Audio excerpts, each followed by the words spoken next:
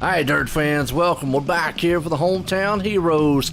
And tonight, back here at this Lernerville track, we can already see on the picture right there some guys in practice going off, as you'll see that probably a few times here tonight. But tonight, we got the ladies' nights. These are the women and ladies of either the drivers or it might even be some moms. I don't know. We never know what's going to happen there. But, and might even be from, some sponsors out there or somebody. But either way, the ladies of the league will be here tonight for us later on. As always, we got our 305s and 360s, and then we'll have 305s back again tonight. But, John, I tell you, it's getting down the wire. And tonight is something, we need to touch on, because next week starts the championship week, and that is we're gonna crown some champs. Yeah, we will, and it'll be a lot of fun. Trent Verstraeten right now is, I believe, leading the points, or Andy Shrees isn't too far behind. So those are two guys that are going to have interesting, shall I say, agendas tonight. Do they go for it? Do they points race? It'll be interesting how those guys fare here tonight.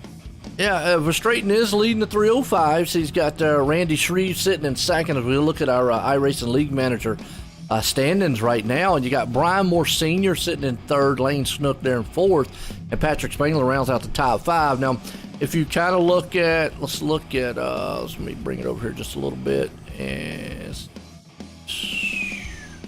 Okay. Total points for the weeks, and as far as I know, none of the drop weeks have been added in or anything, so these could definitely change. But as of right now, Verstraeten has a pretty substantial lead at 568 over Shreve's 469. So pretty good lead. Obviously, none of the drop weeks have been added or anything like that. Got a pretty close battle here between third and fourth. Though you got 456 on Moore Sr. and Lane and Snook sitting there with a 431, and then Spangler back in fifth with a 424. So the top five's there.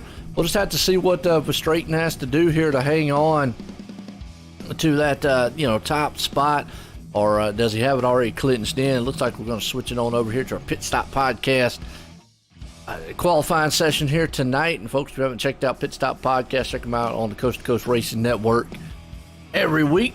Definitely those guys out there, Preston Cranmer, Roger Craig, week in and week out, get some good info on the league, what's going on. Plus, they have a few guests here and there on the show. But as always, we like doing here on our qualifying session, we got a man out here, John Hine, who will kind of go around the track. I know he's done it a lot for the 305s, but sometimes it changes from night to night. Maybe give us an update for all the new people out there, but some of the trouble spots and some of the things that these guys that we're going to be looking at throughout the night here in the 305. Well, all season long, we've seen guys utilize this whole track from the top to the bottom, all three lanes, so we know we're going to get good racing tonight once the track slicks off and get into the feature. But the trouble spots that we really want to look at is right up here, straddling this, and we'll see people go right on over. It's been a while since we've done this, but if you go over this edge, this is a long way down, and it's not exactly easy. You end up down here, there's some fishing boats right here. You might as well grab a lure and a pole and go find the lake, because look straight up. I mean, you're basically launch mode, and this is not easy to get back up.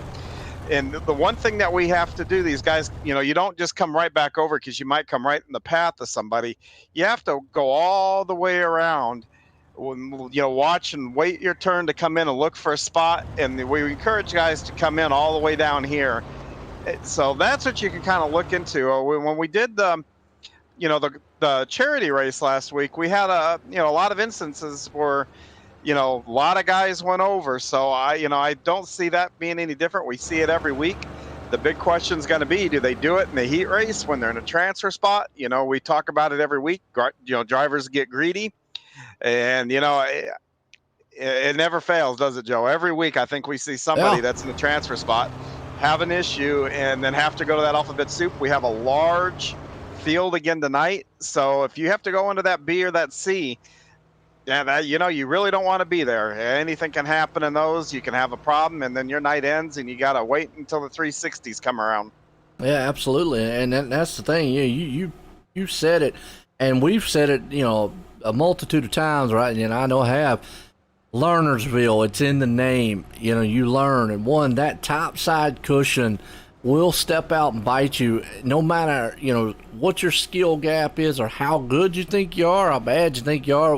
Either way, if you think you've got a handle on this track, sometimes it'll get out there and it'll show you better. But we head off here to Heat Race 1, Lucas Oil Empire Super Sprints. That's right, 37 years of 360 sprint car action in the Northeast U.S. and Canada. They got a lot of stars. Check them out on Facebook and Twitter there at Lucas Oil Empire Super Sprints. We got Lance Ripka going to be sitting out front in this one. Man, right there is actually done quite well. You got Brian Moore Sr. sitting on the outside there with him, along with Brandon Templeton, Lane Snook in fourth, Terry Landis fifth, Jeffrey Barker sixth, Nicholas Shell in seventh, Mike Shaughnessy, haven't heard that name in a while, there in eighth, Joe Halter in ninth, and Ryan Curlisi looks like he is not going to grid up on this one. Yeah, and this one here, you got two of those. We're talking the points earlier. You got two out of the top five in here with Brian Moore Sr. and Lane Snook. So those are the guys kind of be watching. I expect Lance and Brandon to do well here. Terry. Yeah, this is a pretty stacked heat now that I'm looking at it. Anybody in the top seven can. Those are murderers row, and then poor Mike and Nicholas on the back there, they got a long way to go to try to get into a transfer spot. So, watch those top five guys there, Brian Moore and Lane Snook. Those are definitely the two to watch here. Absolutely, it is, and we're getting set here to go green flag. Heat race number 1. Guys are about to pull off. Here's the pace truck ducks off. And the boys up front getting set. Heat race about to get way. Green flag flying here. Remember, the top 4 go to the feature automatically.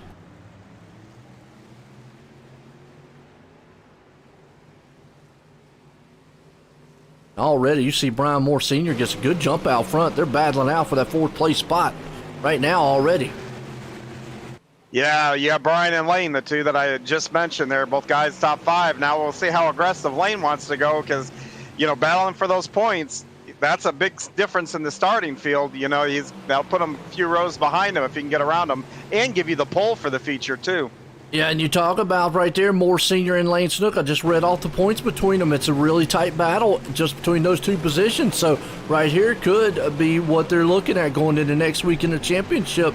Nice. You see Lane right there almost got a hit on the top side. He's one of these drivers who advocate really hard at this track that, the top side's the fastest, but I don't like being up there if I don't have to. Yeah, this early in the night, though, it's actually pretty easy to rip the lip. It's when it gets slick up there and you're in and out of the throttle all the way through the corner trying to keep it from going over the edge. That's when it gets really tricky. Absolutely. You got back here in 4th place, Jeffrey Barker hanging on to it. He's got a little breathing room with Templeton right behind him, so kind of spread out field right now. You got to go all the way back. Joe Halter sitting in the 7th place spot along with Terry Landis. And everybody right now I'm noticing up top on that top side. Nobody's really traveled down low yet. No, and you're already starting to see the groove wear in up there too. It's getting really light up there. But now Templeton and Halter try to see what they can do low here. Let's see if they do it again in 3 and 4. Yep, you got Templeton trying to see if he can't get on the back end of Barker and get that 4th place spot. He's a little bit off of the tail tank of him, trying to close it in a little bit. Then what he can do is a couple cars off of Barker for that 4th place. Is the white flag out of turn 4. Not going to have enough room to get it done as Barker's going to hang on. And Moore Sr. is going to bring it home in Heat Race 1. Lane Snook out front. Lance Ripka 3rd. Barker in 4th here. The rest of them will have to go to the consolation races as we go in our Heat Race 2. IconSimsport.com here tonight. If you're looking for a rig with a one-of-a-kind chassis built for you, and it doesn't matter what you are and all, if you want to feel like you're an actual race car, check out IconSimsports.com. here is we got Blake Chapman, a man right now who's going to be out front.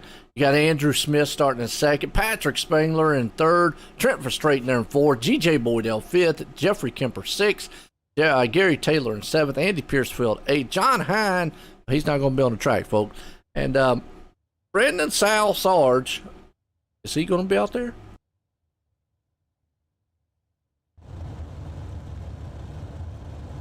Doesn't look like he's gridding up yet. Yeah, the last row that I see gridded is Andy the row of Piercefield and Gary Taylor there. So 8 will make the call. It looks like top 4 will advance. Yeah, and we got our point leader, and we got our point leader right at the cutoff. So he's going to be looking to move forward to get a little bit of a buffer. So it's real important for him to make this feature. That's a guy that definitely does not want to be putting that alphabet soup. No, and he's got a pretty good lead, but yet then again, we don't know the unofficial folks. Definitely we could. There's still drop weeks and stuff, and anything else that can come about. And plus, you've got tonight and next week too. So I'm gonna go out on a limb and say if he had, let's say he just disasters tonight and next week, and Shreves is sitting in second, and he just has a glorious this week and next week. It could tighten up the battle. Not 100% sure on what would happen. We'll just have to wait and see. But it definitely championship week for. It's going to start. It won't start until I think Wednesday of next week, folks. I think the Monday series, they'll have one more race to go before they actually finalize there. So. Technically, championship week starts next, Hometown Heroes next Wednesday and Thursday, and then the following Monday, they'll have the final race, if I'm 100% correct. Go to C2CRL.com. You can get all the schedule and get everything down pat. We go racing, Heat Race 2. Andrew Smith out front in this one. You got Chapman sitting right there along with him, trying to get what he can get. Chapman takes the lead. Smith falls back. Verstraeten's right there battling with Spangler in that third and fourth place spot. Yeah, the real tight battle for the lead here. It looks like Chapman's trying to utilize that bottom. Smith's on the top, and Verstraeten's right there just buying his time, being patient right now in third. Spangler falls all the way back to the fourth place. Kemper is all over the back end of him, though. As you see, Verstraeten is tearing up that top side. Smith falls back behind him. Here comes Spangler to the outside. Puts a good slider move there, able to hang on to it for right now. They still go wheel to wheel out of the turn. They're a little bit racy in this heat. Yeah, right there coming out of 4, Verstraeten tried to turn down the hill and go underneath Chapman. So he's feeling racy tonight. And I was looking at who's entered. Randy Shreves is not here tonight. So the second place guy. So he does have, he can get in here and stretch that lead a little bit. Yeah, he can stretch the lead, or actually, like we was just talking before, have a disastrous night and actually not really feel too bad or lose really too much on it. You see a couple guys off the track in the back there. Looks like Piercefield and Taylor, but you got Smith hanging on to the fourth and final transfer spot. Kemper in fifth. G.J. Boydell tearing up him, kind of harassing him on the back end. And meanwhile, Chapman's out front. Verstraeten's kind of falling in line along with Spangler. Those top 3 have pulled away from the fourth place man of Smith. Yeah, they have. Oh, Jeff Kemper went right over the edge there. I saw that. And we've seen it. We've seen that time and time again. Guys get up there on that cushion, and boom, that instantly moves Smith down low as white flag flies. One more time around. Andrew's got some breathing room as you see Chapman up front. He's going to come out of turn 3 and 4 and going to bring this thing home for the heat race number 2.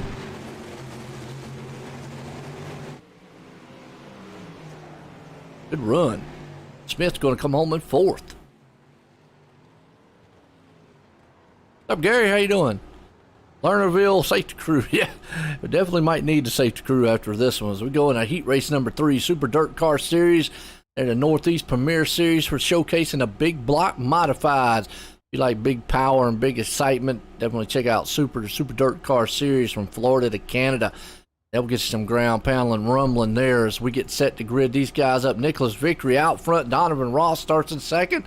Andy Patton there in third. Zach Chapman in fourth. Stephen Bixler in fifth. Daniel Vault sixth. Steve Shaw up in the 7th, John Rayner Jr. in 8th, and then Justin 6th going to round out the top 9 for these as we're getting set for heat race number 3. Yeah, this one has the top 2 in the points from last season with Nick Vickery and Daniel Vaught.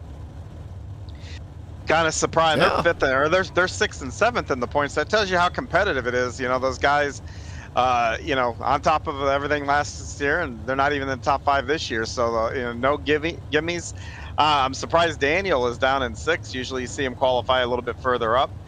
But Nick's going to be on the pole. He's going to control this, and I'm sure he's going to want to run away with it. And, maybe he's talking to himself to practice for tomorrow night when he's in there, too. I do believe he is going to join you tomorrow. Yeah. Now, there's some other points that we don't talk about in the hometown series is because we don't run them all the time. The 410 wing sprints. Obviously, they're done for the season. I don't think we're going to run 410s again, are we? I know the midgets are running next week. So I haven't looked at the schedule. They may very well be done. If it is, Lane Snook right now is the man out front in that one, and Brandon Schultz sitting in 2nd. Randy Shreves there in 3rd. Aiden Young in 4th, and Jamie McCarron sitting in 5th on that one there. So the 410s, and then we have the midgets, and I think John just mentioned the midgets, which you'll like this because he's leading the points in the midgets with Jack Hitt sitting in 2nd, Daniel Vaught there in 3rd, Nathan Hall 4th, and Lane Snook in 5th. So again, I'm not sure. Go to c2crl.com, folks, as always. Get all the information on what's coming up, what we're going to run next week and what we're not. I know the 305s will definitely be here. Probably the 360s will definitely be in the mix as we're getting set to go heat race number 3. Donovan Ross, and we'll talk all about that point stuff as midnight goes on, and then definitely into next week and whatnot. But here we go, heat race. You got Vickery, Ross, Chapman and Patman battling for that 4th and final transfer spot. You got Vaught in the mix there too, though, trying to see what he can do. He's on that inside. He just can't go anywhere yet. Yeah, these guys look like a traffic jam. Poor Daniel's back there trying to figure out which lane's going to move. There's not a whole lot of room to move forward. No, it's not. He almost took a 3 wide right there because, like you said, just didn't know, and that left the door open for Bixler. Here comes Bixler going to, if he can just run through it. In the meantime, Patton and Chapman still battling. We've watched this a multitude of times. Got to get up here, start battling, and then they start banging each other. Well, guess what? They wreck. Yeah, it's easy to do here just because the track is so wide. You get down on the corner, it's real easy to lose that guy to the outside or the inside of you. And there's so many different lines too you can take out of the corner, so you really have to anticipate things right, or like you said, they're going to bang into each other. Well, and also too, we saw in that first heat race everybody was up top. Now we're seeing a lot of down low up top. You see Vickery there, he's trying to throw it down low on the inside of Ross. Patton was able to make the pass on Chapman. Vaught's running, he's running a little bit behind now. He'd love to see maybe get back in the groove, get back up here to see if he can't get on the back end. He slipped a little right there, and that allowed Bixler to get back on the inside of him for a moment. Now he goes back to the low line, Vaught does, as Chapman's still hanging on to that 4th and final transfer spot. Yeah, Daniel's really struggling here. Kind of kicking the back out, which means he's throwing it in a little bit too hard. These cars, you don't have to really, I know it all looks like, you're pitched sideways, but you really don't put a lot of wheel into them. You let the car kind of do the work, and they'll turn themselves. But, close straight grip of that blast. Oh, boy, I tell you what, Ross threw a move on the outside of turn 4 and was able to take away from Vickery. I thought Vickery had it for the moment going into 3 and into 4, but coming out of 4, Ross was able to maintain. And Zach Chapman hangs on to the 4th and final transfer spot. What a good heads-up heat race that was. Yeah. Yeah, we've seen a lot of good drag races at this track going to that start-finish line in a lot of different classes. And that brings us into heat race number 4, Gambler Motorsports, the e-sport racing team. They love running across the iRacing platform. They do dirt, sports, asphalt, a lot of the endurance style racing, folks. And check them out on Facebook at Gambler Motorsports. And they also have a book club. So not just racing, but hey, if you just want to get there and kind of collaborate with the guys and so forth and so on. Might have a few girls there, who knows. But As always, check them out, Gambler Motorsports.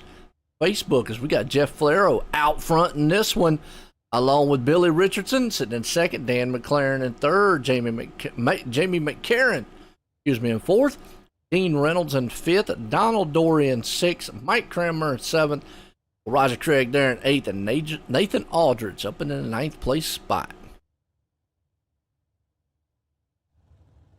How's book reading going there, by the way, John? Still getting through the first Still on one the same here. book?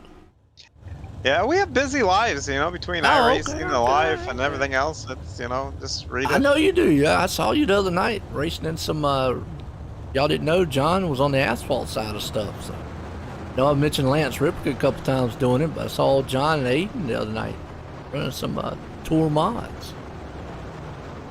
Yeah, it was kind of wild doing that. I kept wanting to pitch the car sideways, and it just that's what I was wouldn't going to ask you. How did it feel going from the dirt side of things to an asphalt side of things? Well, I'll tell you, that's the cool thing about iRacing. Anybody out there that's thinking about joining, you can race across these different platforms, and it's amazing that a lot of the same, stuff that you do with your feet transfers from one car to the other. The throttle control, the dragging the brake, and setting the car. Just a little bit different. No, you're not sideways or whatnot. So it was fun last night, I guess. Yeah. There you go. Definitely check it out. What's up, Trevor? How you doing, Derek? We're getting set here for heat race number 4 here tonight. Jeff Flero out front in this one. Richardson, McLaren, and McCarron. That's a tongue twister right there. Say that real quick about 10 times, see what happens. And Pace trucks in. Flero and company gets a good jump. Remember, top 4, they go straight to the feature. The rest have to go into consolation. Richardson gets that good jump, but down low, again, Flero's there, and a little bit of contact up. Well, we got a car off the track. Dan McLaren. Ouch. Yeah, and he was up there in that 4th place spot, I believe. That puts Dean Reynolds in the final transfer spot along with Mike Kramer and Donald Dory. But those two guys back there are battling with each other. Yeah, nice thing about, if there's a positive about being, off, having an off like that in the first lap, you've got plenty of time to try to get it back, rather than, you don't want that to happen 2 laps from the end and, you don't have any shot here. Oh, absolutely. And he's just going to have to a little bit of work cut out for him to try to get back up there. As you see him back in 7th place spot, Roger Craig hanging on to the backside here. In 8th place, Nathan Aldridge did not grid up. For the meantime, Reynolds hangs on to the 4th place, got a little bit of breathing room. But up front, Richardson and Flero, those two are still at each other. And many a times we've seen guys get up here, like you said, get greedy and end up getting into each other, knocking themselves right on out of the top spot and then the transfer here for the features. Yeah, and you mentioned Nate Aldridge not gridding. He is actually admitting tonight, but I do want to give him a shout out. Monday night for the charity race, the big 50 lapper in these cars, he brought it home P3. I was behind him, and he didn't make any mistakes, just drove a great race. So just want to give a shout out to him. I know Vickery, he, I think from my understanding, he swept both of them. Yeah, I don't know how he's getting in and out of these cars. I'm sure his head has swelled considerably. But probably will. Right. White flag out front. Flero's got a good lead over Richardson. And McCarron sitting in 3rd. You got Reynolds hanging on that final transfer spot as they come out of turn 3 and 4. And as long as they don't make a mistake, Reynolds is going to hang on to the 4th and final transfer spot. Here's Flero brings it home for a heat race number 4 tonight. We've had some pretty good racing tonight. Pretty clean. Yes, it's actually pretty clean, actually, for the most part. There's some good ones here. This has been a really great track. So we see Main? Yes, sir. C Main. All right, C Main. Let's grid them up here. As we got Nicholas Shell out front. We got Gary Taylor sitting in 2nd. John Rayner Jr. in 3rd. Roger Craig there in 4th. Joe Halter in 5th. Andy Piercefield 6th. Steve Shaw starting 7th. Dan McLaren up in 8th. Mike Shaughnessy in 9th. Brandon Saul there in 10th. Justin Sick 11th. And Ryan Carlissi in 12th. Don't believe, though, Ryan and Brandon did not grid earlier. Yeah, and Justin, I don't I'm not see sure him about out Justin. there. Yeah, The I last didn't car see him in none of the gridded is, heats. yeah, the last car gridded is Mike Shaughnessy in ninth. So as they roll, that means 8 out of the 9 are going to move to the B here. So Whew. yeah, one goes home, and um, you got 10 laps to sort it out amongst yourselves here. Yeah, it's gonna be a good one. What happened to Brandon and Justin out there? Right. Maybe they were tired. Maybe they're gonna run the ladies' race. Maybe they're waiting for the 360's faster car. Who knows? Yeah, there you go. That too, yeah.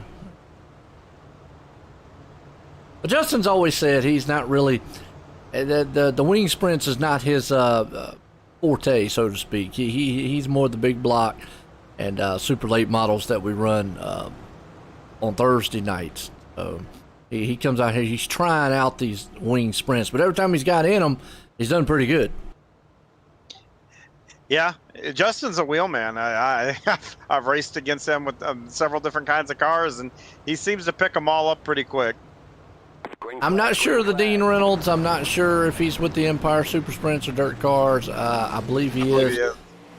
Okay, I'm not 100% sure. I have to go back and look. But look at this 4 wide already starting it right in the middle of the pack. And as soon as I go on Roger Craig, guess what? Wow. He gets slammed. And he's in that 9th place. We said one car goes home. It's John's fault, Roger. He told me to show you. Wow. As soon as I put the camera on him, he just went around. I was like, come on. Oh, I hate that for him, too. Had a good night, but just like that, now he's down a lap. Outside looking in, you got Gary Taylor hanging on to 8th. It's not over with. Definitely want to keep going because you never know. These guys might get up here and start killing themselves even more. But Shell got a good jump on the field.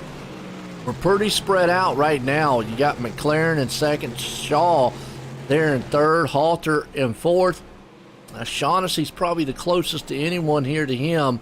And then Rayner Jr. back in 6th, Piercefield there. So, and then Gary Taylor's a bit off the pace a little bit here. But yeah, just guys are kind of spread out throughout the field.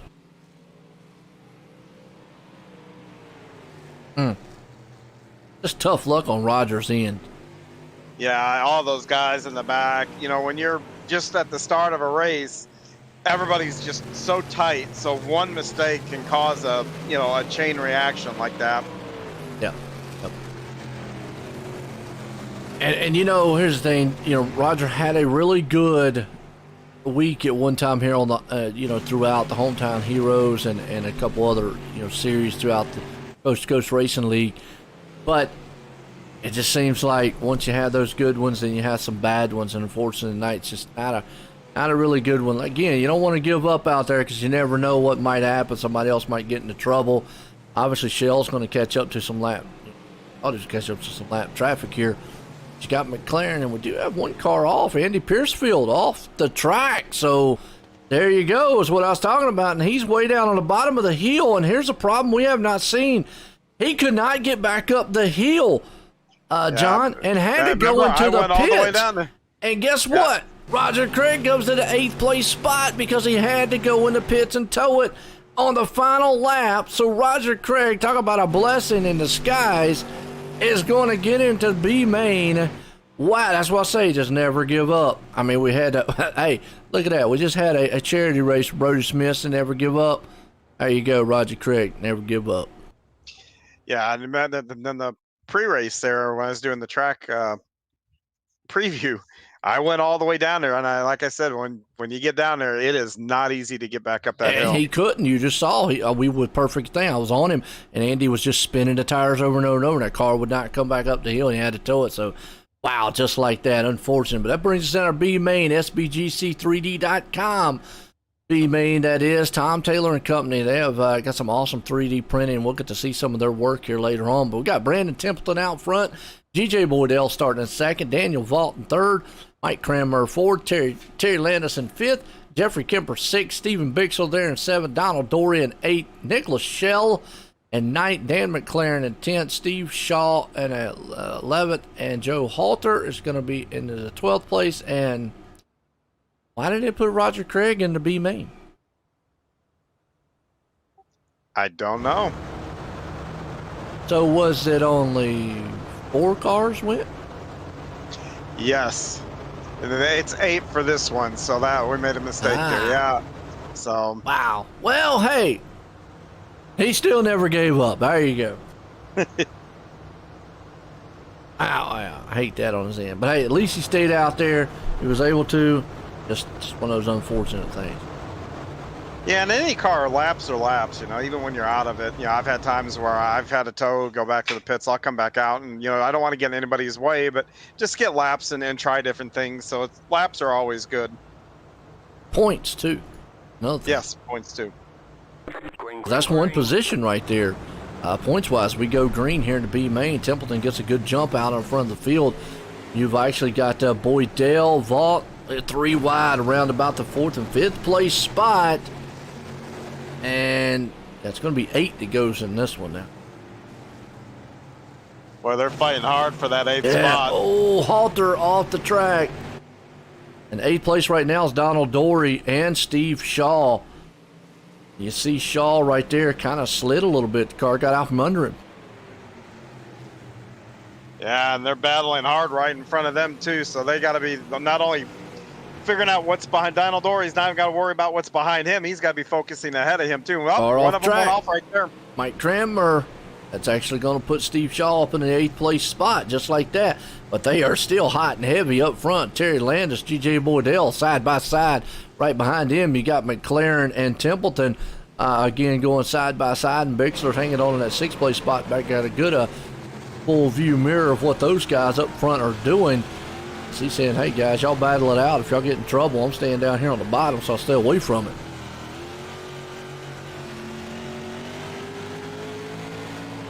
Yeah, Daniel's being smart there through 3 and 4. Boydell, too, staying right in the middle of that track. There's tack there, so they're using it, staying away from that edge. Yeah, in the meantime, Vaught, who had trouble in the heat race early on, having any trouble here in the B main. He's out front leading it. Boydell's right there in second, but Landis, he got a little bump in the back there, but Templeton ran up on the back end. Is going to allow him to slow him up just enough for Bixler to put a slack job, I thought. Wow, but here come McLaren. He was heads up, did a crisscross.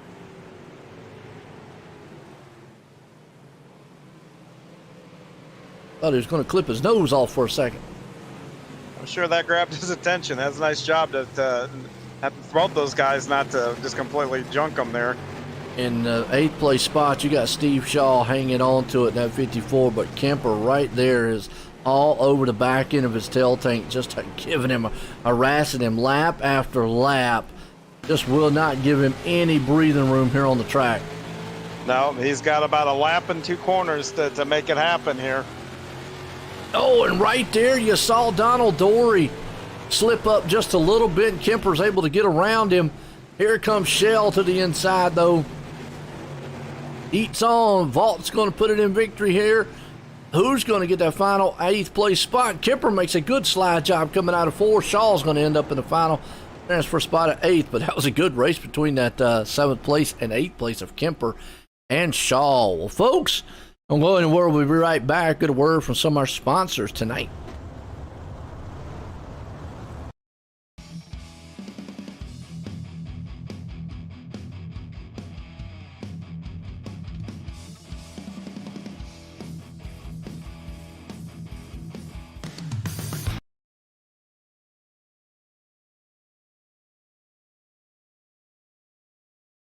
People want to have a one-stop shop. They need us for now all these different services, not just the heating and air side. When things are going wrong, you want the company that's going to be able to get things done as fast as possible for you. Today we're going to be in over 600 homes.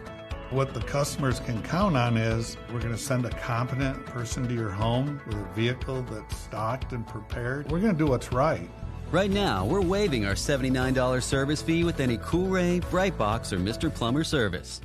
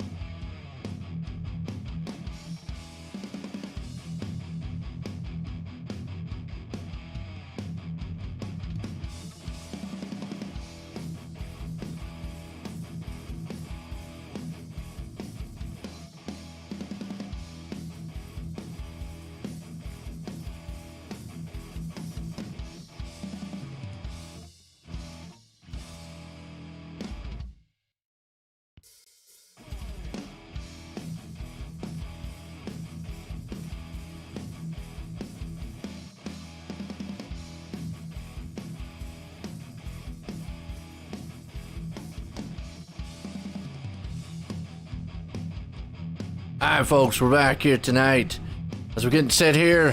Featured time tonight as these guys are about to roll it out here for the Cool Rays Coast to Coast Racing League feature here. Get set for our grid.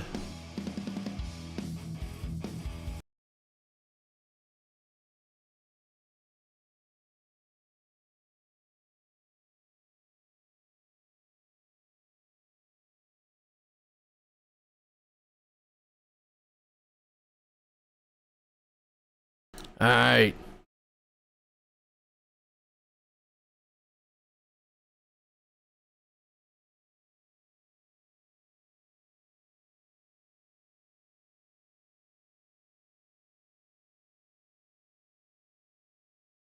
We got starting out front here. We got Brian Moore Sr. starting out front with Blake Chapman in second. Jeff Flero there in third. Donovan Ross up in the fourth. Lane Snook in fifth. Trent Verstraeten in sixth. Patrick Spangler in seventh. Nicholas Victory up in the eighth.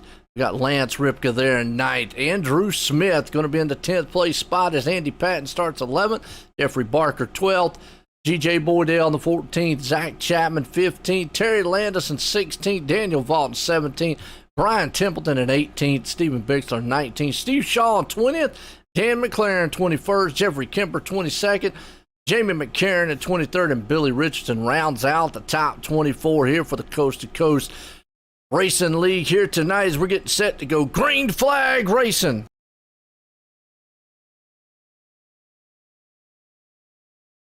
All right, side by side all the way through the pack. These first 3 laps are really hairy from the driver's seat. We got one sideways down the back straightaway. Already collision and a huge one in the back there. Caution though. Go back and check it out on the Malcolm Mills replay. See what happened here in this one. Started with Stephen Bixler, Billy Richardson. You see, Steve went off the track. Oh, and then he just came back on. This guy's got going back there, though. That's why no caution. They were able to keep going. So we're still flying hard here. As you see, your top guys are already spread out. Single file. Chapman, Flero, Verstraeten, Snook, Spangler. You got to go all the way back here to around about the 6th, 7th, 8th place spots. You got Moore Senior, Victory. All those guys back here that before you go side by side. Yeah, right now there is still a lot of that cushion left up there, and that's where the really fast guys are up top. Hopefully they'll wear off here a little bit, and then you'll start to see the middle and the bottom come in and start to be more viable. Yeah, it is. You got Moore Senior hanging on to that 7th place spot along with Andrew Smith, Zach Chapman and company. Lance Ripka's there with it. G.J. Boydell, Donovan Ross. Hold on to it. You got Andy Patton, Steve Shaw. And they're 3 wide around about 14th, 15th place spot.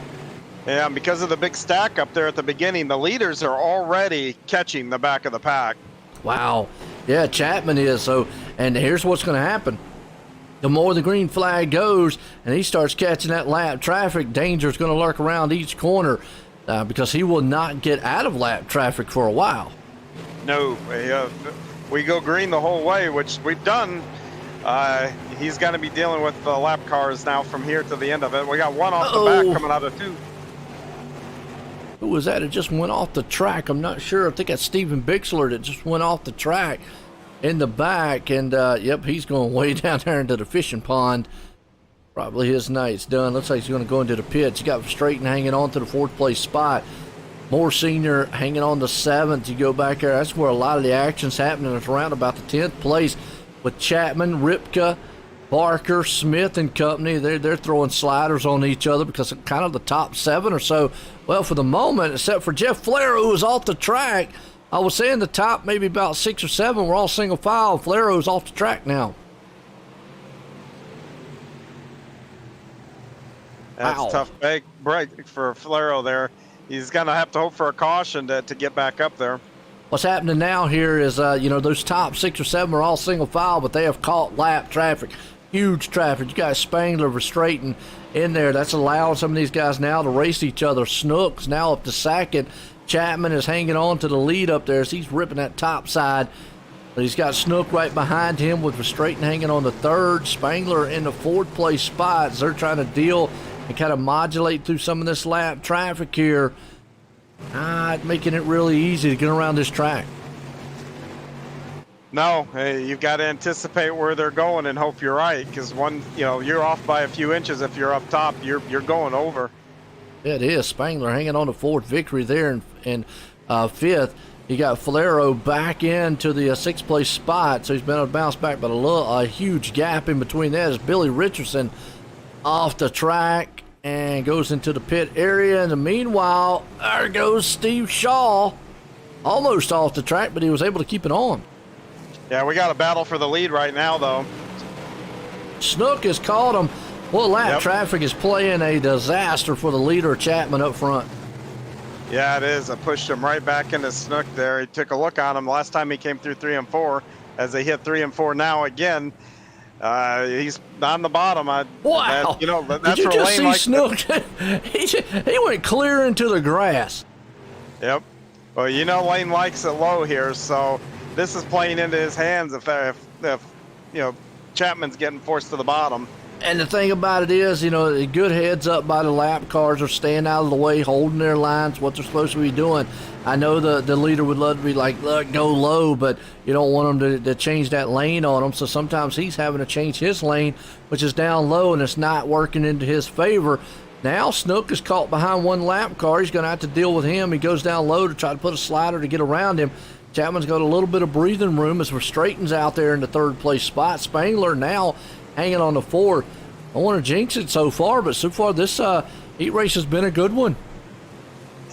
Yeah, we've done well here. We're almost to the end. Only got 4 laps to go. No caution so far, knock on wood.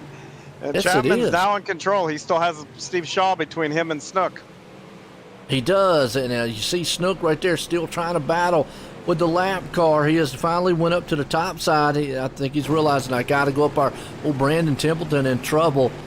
It's like Templeton off the track himself. Hopefully he'll be able to get back up it. And Jeff Falero again in trouble. He's off the track. A lot of guys went off the track in the race, have been able to get back up on the track. Steve Falero's been able to get back up on it. See if Snook's going to be able to close in on Chapman in time. I mean, he's been able to get away from some of those lap cars. Yeah, less than 2 to go. Yeah, it is. Not much time to get it done. He's got about a 4 or 5 car length deficit to make up here. Can be done in one turn, but the white flag's out. It won't matter. We went to flag so far, and this race is going to go without a caution here as they heading off in the final turns. Chapman right now, as I think about it, at a turn 3 and 4, Snook's going to try to dive it in there. Not going to happen. Blake Chapman's going to bring it home in victory lane. Snook in second. Verstraeten's going to come home in third. And we just had a green, the first one of the season, full on for the Hometown Heroes. Full green flag race. Excellent race here tonight. Absolute. What a But, run. Trent, the point leader, he did what he had to do with Shreves not being here and put it on the podium. That I can't tell you how huge that is. Oh, and it's just going to make the points that he's got even more going in. I don't always like giving it to somebody, but like you just said right there, that just kind of just helps out even more. Yep. If we can't, no, we got our third place man Verstraeten here. Let's bring him up, let him get your word with him. Hey, Trent, this is John up in the booth. You got a copy? Yes, I do. Well, Bud, you started 6th. You moved up to 3rd and grabbed a podium. Nice way to protect that lead with Randy not being here tonight. Walk me through your race. You had to pass some cars to get up there. Yeah, so I'm not too sure what happened to the guys on the inside on that initial start, but pretty sure I went from 1st to 3rd or 2nd in the first lap, and then just kind of try to hold on from there, run the fastest line, follow my teammate around, and then Snook came up, and I wasn't going to fight him too hard. I just want to stay consistent and not get caught up in any wrecks and just hold on for the championship. Yeah, you did a real good job. And, being caution-free tonight, this is one of the few times where you were in traffic a good part of the way. What was that like out there? Oh, yeah, it was definitely crazy there. We got stuck behind a lap car that it was just really hard to get around, and that gave Lane and Blake their gap, and with no cautions, it was impossible to make up that time. Well, man, you podium finish, like I said, that's going to pad your lead a little bit going into championship week. Who would you like to give a shout out? Just my team, Wide Open Motorsports, our sponsor, BB7 Setups, Roger and everyone that puts on the league, and Joe for broadcasting. Well, Joe and you for broadcasting. Great job again, Trent. Once again, that's Trent Verstraeten, your third place finisher tonight. Yeah, it is. Did an outstanding job right there along with it. Well, sprint second place man Lane Snook. He tried to get up there to Chapman the best he could. Hey, Lane, this is John up in the booth. You got a copy? Yep.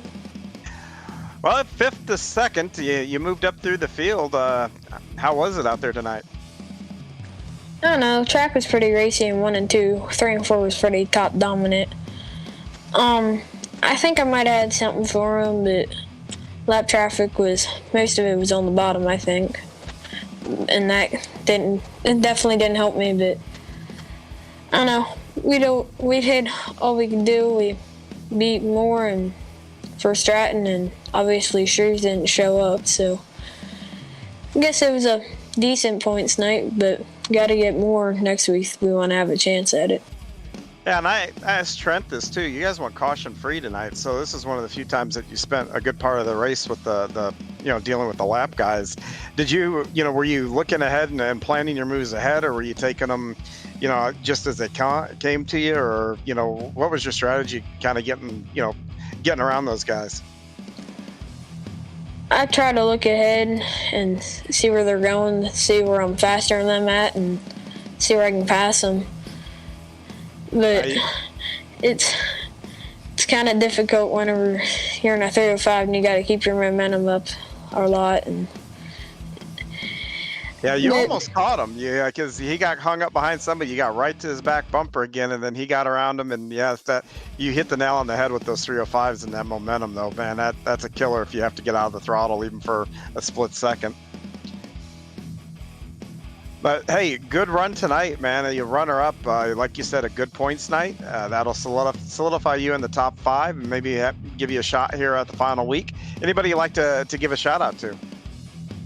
I'd like to thank Velocity Designs, Vanderbilt Racing, Jesse, Brandon, Goldner, Moonin, Lacey, JP, Fitzy, Dirt Doctor Trucking, BioOil.com, Powerhouse Motorsports, Wagner Brothers, you guys for the broadcast, C2C Racing League, Universal Settlement Service, Jacqueline Howard Associates, Keystone Alliance, KKP, Keystone Karting Products, Fox's Sweets and Down, Mexico Ridge Beef Farm, Snoop Dirt Designs, Old Hatchery, and Fitzy's Perfect Photography.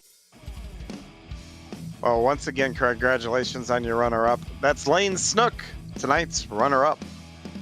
Absolutely, did an outstanding job, like you said, just coming out here a little bit short here, coming up for the win. As this man here, Blake Chapman, had it locked down. He definitely had to go in a little bit of lap traffic. Blake, Joe in the booth, got a copy? Yep, I got you.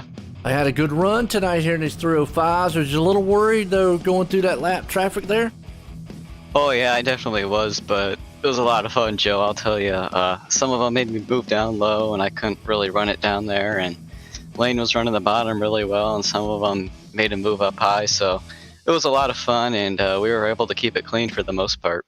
Oh yeah, went flag to flag, green flag tonight, and we don't see it normally. That's kind of what would happen if it goes to long green flag. You're definitely the leader's going to catch lap traffic, and you did. And you modulated through it very well. So, how's it feel to put yourself in victory lane? And you got anybody you want to thank for an awesome win? Yeah, it feels great, and I just want to thank everybody down at Wide Open Motorsports. Love running with those guys. BB7 Setups, Giddings Mobile Repair. And I got to thank my parents, grandparents, Steve Bixler, everybody that watches and supports. And I got to thank you, Joe, and John for helping you put this on every week. Absolutely. And again, dominating performance in that machine tonight. And congratulations on the win. Thank you. There we go. Well, that's old Blake Chapman put in victory lane. Folks, don't go anywhere. We got 360 wing sprints coming up here in a few, so don't go anywhere. We'll be right back.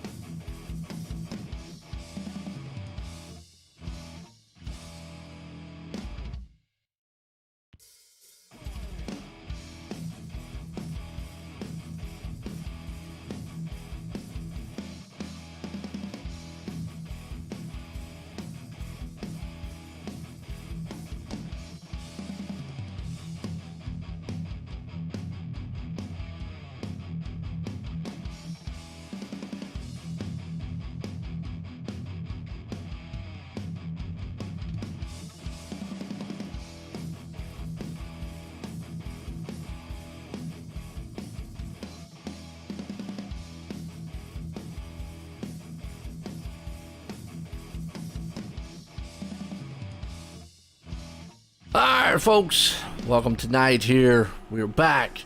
Now we got the 360s. They look the same. They are definitely totally different. A lot more power. Maybe a little bit more weight to them, but not much. But definitely the power difference is there from what the 305s and the 360 is. So here we go, back at Lernerville, and we're going to have a good night. It's practice is kind of winding down right now. Then the drivers' meeting.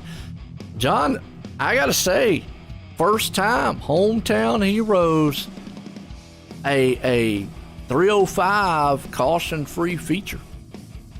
Yeah, sets the tone for the night. Hopefully they can follow it up in these cars and do it again.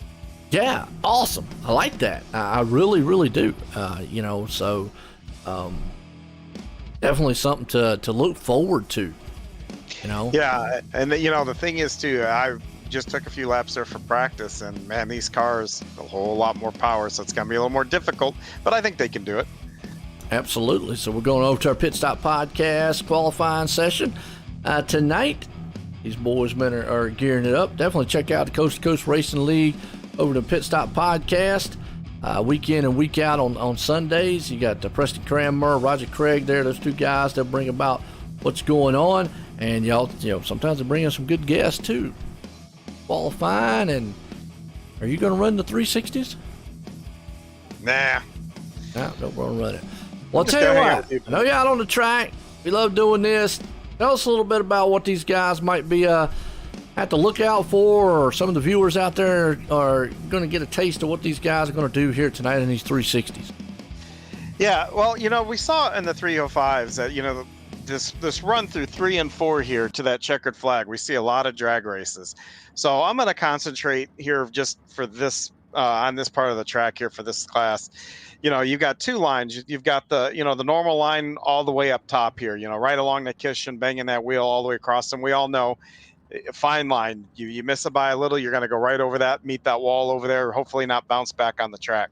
But a couple things you can do unique to try to make that run to the line, especially in the heat races when there's still a lot of tack from the top to the bottom. And when I say tack, that just means grip for these cars. You can really get a lot of grip. And you can do a couple things here. If you got no one near you, you can drive down the hill coming out of the corner. Not necessarily all the way down, but to about the mid here, and just keep that car straight and get a run. But the whole thing is, even on the bottom, again, this is all predicated, you got to know who's around you and what's on the outside of you. But a big part of it is I've got the car pointed right at the flag stand. Coming out of the corner, I want my car pointed straight at that flag stand. Now, if let's just say I'm right here in the middle and I do have someone on the outside of me, I can still point it straight there, but I don't have to swing all the way out to the wall. I can leave a lane out here for whoever it is out there. So that's going to be, I think, the really important thing to do tonight. Looking for coming out of turn 4, we see a lot of passes being made because you can set the guy up. You get a great run. You can set him up going into 1 during the race. So turns 3 and 4, I think tonight for these cars are going to be really, really critical, just because it is that launching pad of that start-finish line. So there you go. That's what kind of guys are going to have to look out for tonight. We saw, a couple guys go off the track in the 305s early on. So, it's a dangerous place here at Lernerville. We'll have to see what these guys are going to be putting up with as we're getting set to go here for our qualifying session. As always, I like going to kind of a little tech tip before we get going. John does an outstanding job of letting us know what we're going to see here. Throughout the races. Second, folks.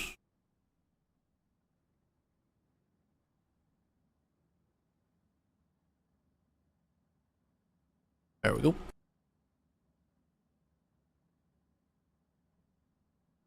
All right. Good, these guys up here tonight. We got Gabe Blau out front, Trent Verstraeten starting in second, Dan McLaren there in third, Lane Snook in fourth, Terry Landis fifth, Nicholas Vickery in sixth. We got Nicholas Shell in seventh, Mike Kramer in eighth, and Ryan Carlissi in the ninth place spot. Here for our Heat Race 1, which is Lucas Oil Empire Super Sprints, 37 years of 360 sprint car action, Northeast U.S. to Canada. Check them out on Facebook and Twitter. As always, looking good out front. Well, 305s did an outstanding job. Hats off to all those drivers, and we had some exciting heat races. But I know we've talked about the 360s more power. How much more power are we talking? A couple hundred horses. You go from about, I think I have to look at the dimensions, but probably somewhere in 300 to 400 range horsepower for the 305s, and these things are around the 500-600. And then the 410s are up, 900 plus. So, but look at this heat race, though, man. The last race that just went caution free, we got 2 of the podium finishers in this race on the outside there with Trent Verstraeten and Lane there on the first 2 rows on the outside. See how they do here as the pace truck pulls off. You got Blau, Straighten, McLaren, Snook and Company. Landis, green flag. We're racing out front. Verstraeten and Blau, McLaren holding it on. 2 and 3 wide all the way back.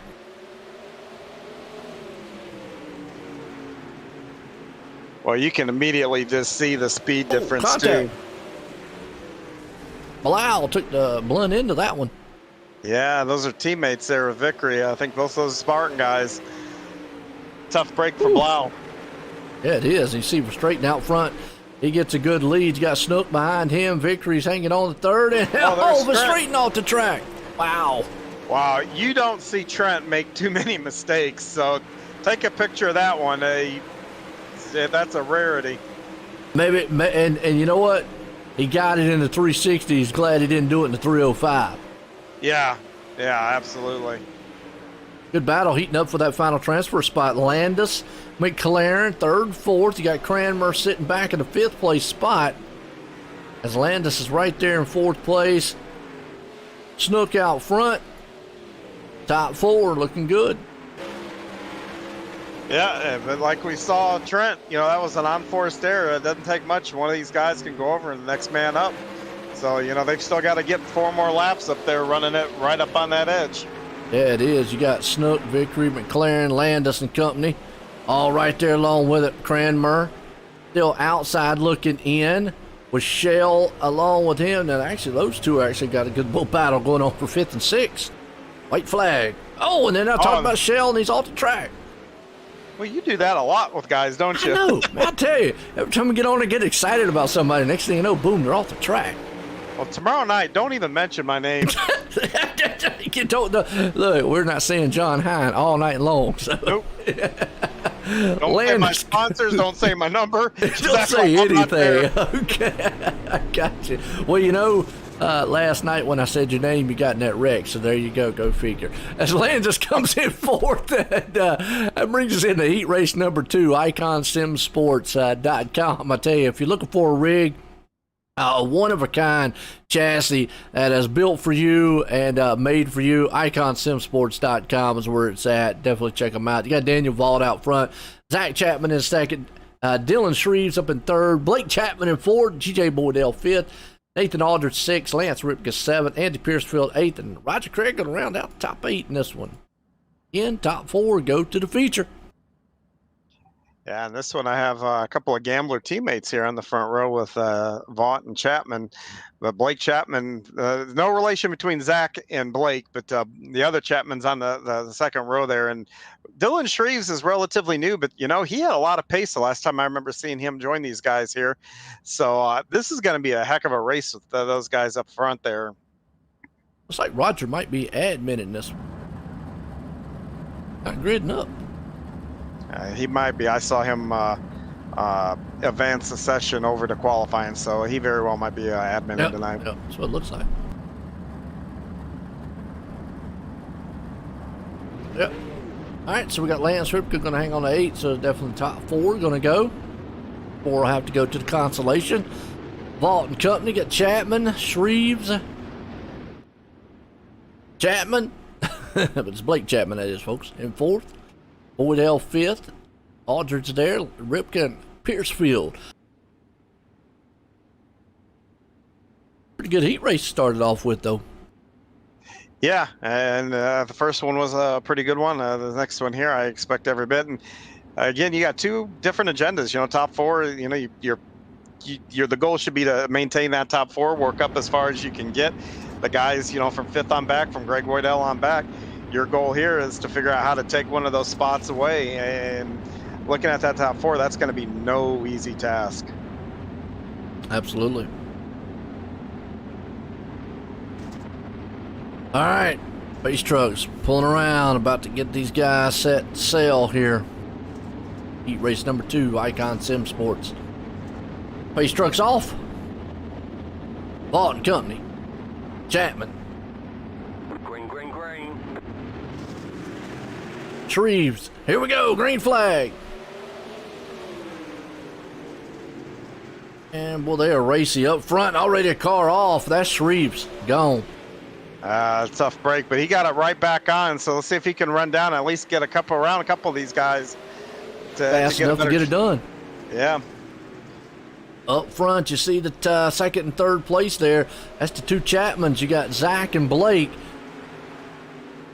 Still behind him, Blake is hanging on to the 3rd place spot, trying to get up there to Daniel Vaught, who was out front. He's having a lot better time in the heat race than he did with a 305. Yeah, good start in his position is taking advantage of it for sure. You got Nathan Aldridge hanging on to 4th. Blake Chapman, again, there in the 3rd place spot. Zach Chapman hanging on to 2nd. Daniel Vaught out front. They're the top 4. Another car off, and I think that's Shreves again. Wow. He worked hard to catch the back of the pack and just pushing. And, you've heard me say this, almost weekly. You cannot take more than this track's willing to give you. Right. You got to just stay within what this track's willing to give. And when you start pushing like that result's pretty common. Well, absolutely. You got Aldridge there sitting in the 4th place spot. Chapman, along with that's Zach and Blake Chapman. Those 2 are 2nd, 3rd. Daniel Vaught out front. Look at these guys go. Good battle for 3rd place here. So here goes Blake on the inside of Zach. Yeah, they're not content. They've got a little breathing room back to the 4th, so they can dice it up here a little bit. Oh, and you saw Zach get up on the top there of the wall. That allowed Blake to get up underneath him, but Zach's able to fire back on the outside. Turn 3 and 4, it's going to be all Vaught. And Zach Chapman's going to hang on to 2nd, along with Blake in 3rd, and Aldridge brings it home in that final transfer spot.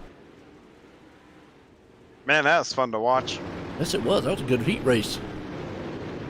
Yeah, and you see how dominant that top side is. That run that Zach got there on that last lap coming down that back stretch is just incredible. Got our Super Dirt Car Series here. Heat race number 3. Premier showcase of the big block modified premier drivers of Florida to Canada. Check those out for some ground pounding excitement. Out front, Jeffrey Barker, along with Andrew Smith, going to start in 2nd. Brian Moore Sr. in 3rd. Donovan Ross in 4th. Bob DeGood in 5th. Steve Bixler in 6th. Jeffrey Kemper there in 7th. And Dean Reynolds going to be there in the 8th place spot. Set to go for heat race number 3.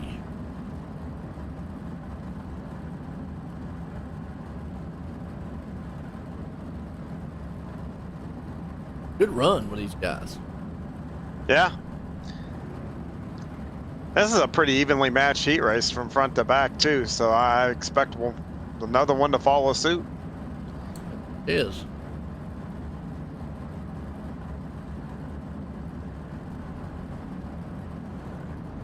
The one thing, too, if you're in this last heat race, you've already seen 2 heat races. You've watched guys go over the edge there and lose transfer spots in both heat races. So, I have to wonder if anybody in the top 4 is going to try to play it a little safer, or will they go for it? We'll find out pretty quick, but, that's got to be in the back of their minds as they take the green, though. Yeah, it is. And you got Barker, Smith, Moore, and Ross all right there along with it. You got Bixler, Bob DeGood. So remember, the top 4 go to the feature automatically, but what we've seen, Lernerville, hey, this track has already stepped out and bid a couple drivers.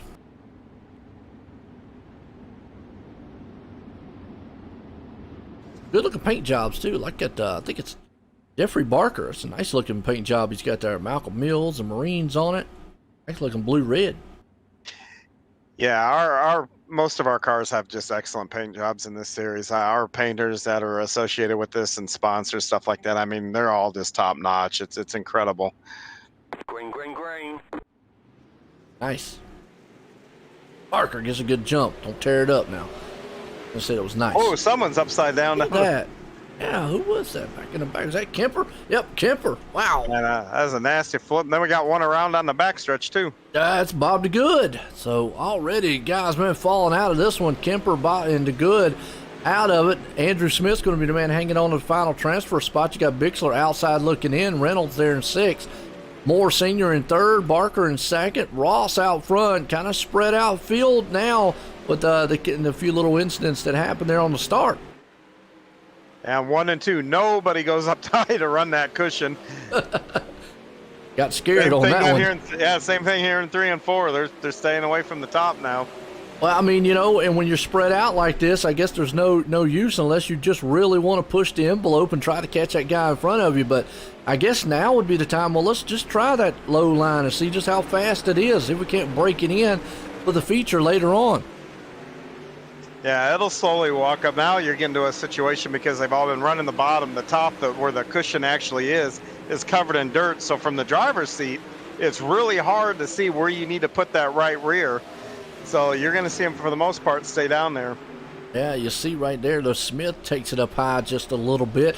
He's hanging on that final transfer spot.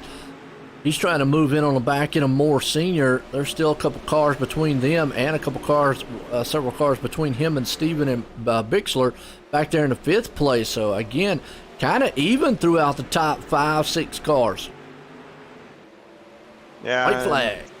But Smith is closed back up on Moore here. So, we see how this one shakes out. Run out of time, I think. Yeah. Yeah, he's just going to come out of turn 3 and 4 unless he just makes a dive move out of 4. Almost. If he maybe had another lap, he might add that. Yeah, that's a valiant last effort there for sure. Ross brings us home here in our heat race. That brings us up to B main. Yep. Okay, dropped us into the B main where SBGC3D.com. Tom Taylor and company. I tell you, we're going to get to see some of his work here in a little while as he does some outstanding 3D print work and has been doing it since 2016. It's Mike Cranmer out front. G.J. Boydell starts in 2nd. Stephen Bixler there in 3rd. Nicholas Schell in the 4th. We got Lance Ripica sitting in 5th. Dean Reynolds 6th. Gabe Blau 7th. Andy Piercefield in 8th. Bob DeGood in 9th. Trent Verstraeten in 10th. Dylan Shreves in 11th. Jeffrey Kemper in 12th. Ryan Curlisi in 13th. And Roger there rounds out the 14th place spot, and this one is getting set to go green flag here. B-main style. And with Roger not running, we're going to take 12 out of here, so 1 will go home. So if you're up in that top 4 or 5. So Ryan's not gridding. Oh, then if that's the case, everybody's got to make it. Wow, yeah. It looks like he's not gridding. We'll give him a few seconds here. Yep, they're coming out. So he didn't grid. Everybody makes it. Right now, you just heard 12 guys. Big sigh of relief. That wasn't the car starting to roll. Yeah, and now, we take it to the point of, okay, it's kind of a test session, and if I want to try to better my starting position in the feature, or if I want to maybe test out where my car's better at, like we were saying, down low, up top, maybe middle, somewhere in that area. Yeah, that's exactly what I'd be doing in this situation, is just kind of moving about and moving the wing around. And I mean, even though you're going to get a warm up right after this and the track's going to change dramatically, like I said earlier, laps. Seat time has never hurt anybody. That only makes you better with repetition and, getting around the track. Well, Mike Cranmer out front in this one. Got G.J. Boydell going to start right there along the outside of him. Here we go. Pace truck's in. Green flag's about to fly here for the SBGC3D.com B main. Boydell Cranmer brings it to life here as the green flag flies out front. You already see Cranmer right there, and I think that car twitched a little bit, and then he got turned upside down. Boydell did, along with Shell. That's, geez, Louise. That is one of the most spectacular flips I've seen. We saw that there, I'm going to tell you. Yeah, if he's in VR, someone needs to go to his house and make sure he didn't either throw up all over his rig or make sure he's okay. Yeah, call him up if you know the number on that one. Wow, that was a huge hit, but those guys are back there beating and banging, and he already got Andy Piercefield, unfortunately, around in the back. And Lance Ripka there, I was watching him. He was getting bounced around in the middle, was able to hang on to the car. But he was getting knocked in between two cars, and the other was kind of in the middle there for a little bit. You see Shreves up there with it. Blau, that's around about the 4th or 5th place spot. Those guys are going at it. Yeah, they're running like they have fenders on their car. I wonder if they're thinking it's Thursday Night Thunder, not Hometown Heroes Night. Well, that's right, yeah. Got a little bit up there on the top. Shreve did, almost went over on the cushion. Watch it, these guys are pushing it, but again, when you just don't have much to, I don't want to say much to lose, because you do have your starting position. You get up there, and Reynolds over the top. Wow. Yeah, these guys are, like I said, they're driving like they have fenders on the car. But, you don't have anything to lose. At this point, if you wreck, you're still in the main. But the more guys you get around, the further up that field you're going to be. So that's going to be a big advantage come feature time. You got Verstraeten already up to 4th. He's battling hard there with Ripka. Takes that spot away from him. Blau is back up to 6th. Meanwhile, Mike Kramer, he is out front leading this one. He is long gone. Behind him, you got Shreves and Bixler, and those two guys back there, touching tire to tire. Yeah, Shreves is on a mission here. I think after going over twice in his heat race, he's looking for some redemption here. Trying to close in on back of the tail tank. Look at that, throws it in for an awesome slide job. Is Kramer going to crisscross him back over to make it? No, that car just got all out of shape. The Shreves is going to be able to hang on to it down low. He's just going to check out from the guys as he comes out. He's going to win it here. Wow, what a move that was. Yeah, one more lap for Straighten would have been right on his tail for second. So good run for both those guys. Then they're going to go out there and just play demo derby. That was a good race between these guys. Well, folks, it brings up in a little warm up here. Don't go anywhere. We'll be right back. Get a word from some of our sponsors.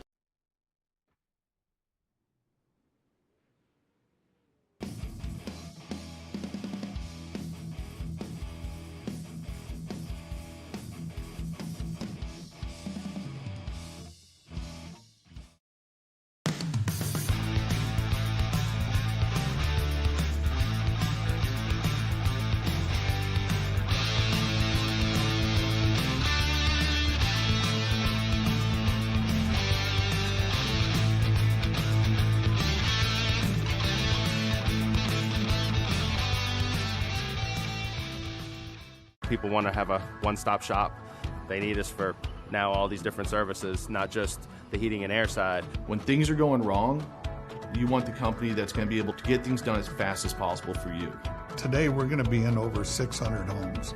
What the customers can count on is we're going to send a competent person to your home with a vehicle that's stocked and prepared. We're going to do what's right. Right now, we're waiving our $79 service fee with any Cool-Ray, Brightbox, or Mr. Plumber service.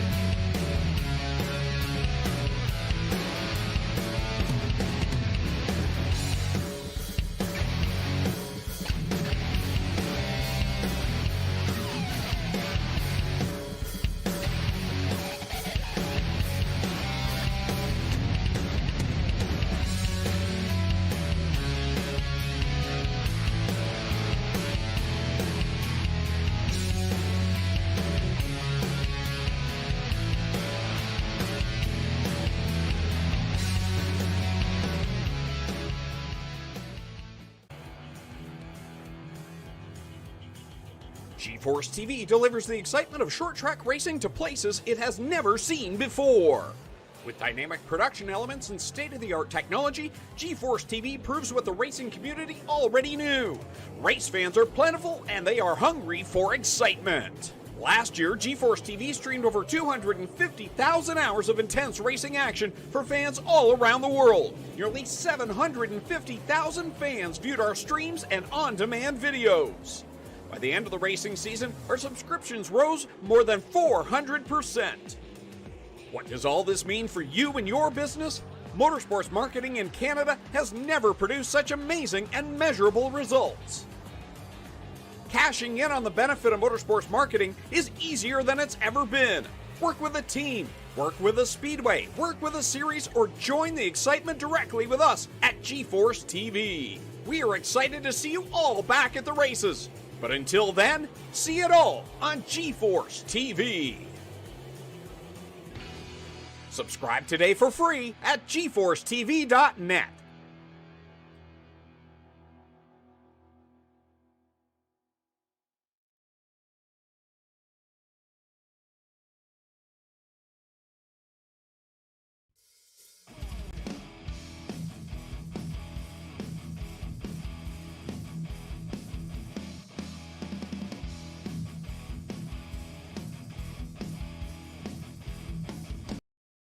Yes, sir. All right, welcome back. We got our feature here tonight, folks, and this is going to be a good one as these guys are gridding it up here. So here we go. Grid time for the Cool Rays Coast to Coast Racing League here tonight. Out front, we got Lane Snook along with Daniel Vault, there in second. Nicholas Vickery in third. We got a man sitting in the fourth place. We got Donovan Ross in fourth, Jeffrey Barker in fifth, Zach Chapman in sixth, Dan McLaren in seventh, Blake Chapman in eighth, Brian Moore Sr. in ninth, Terry Landis up there in the 10th place spot. Along with the man of Andrew Smith in 12th, Dylan Shreves in 13th, Mike Cranmer 14th, Trent Restraighten in 15th, Stephen Bixler 16th, Lance Ripka there in 17th, Gabe Blau in 18th, Bob DeGood up to 19th, Jeffrey Kemper there in 20th, Dean Reynolds in 21st, Nicholas Shell up in the 22nd position. You got Andy Piercefield sitting right there in 23rd, and GJ Boydell in 24th. That concludes our Cool Rays Coast to Coast Racing League starting grid here tonight. Got a good field of cars out here, folks.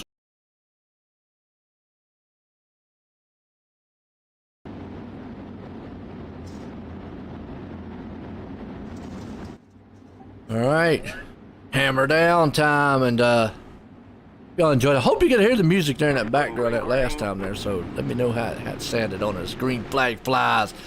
As the music said, 10,000 RPMs. Well, that's what these guys are about to bring to life on the track. They're already 3 wide with the 360s there in the back, and hang on to it because it can get dangerous.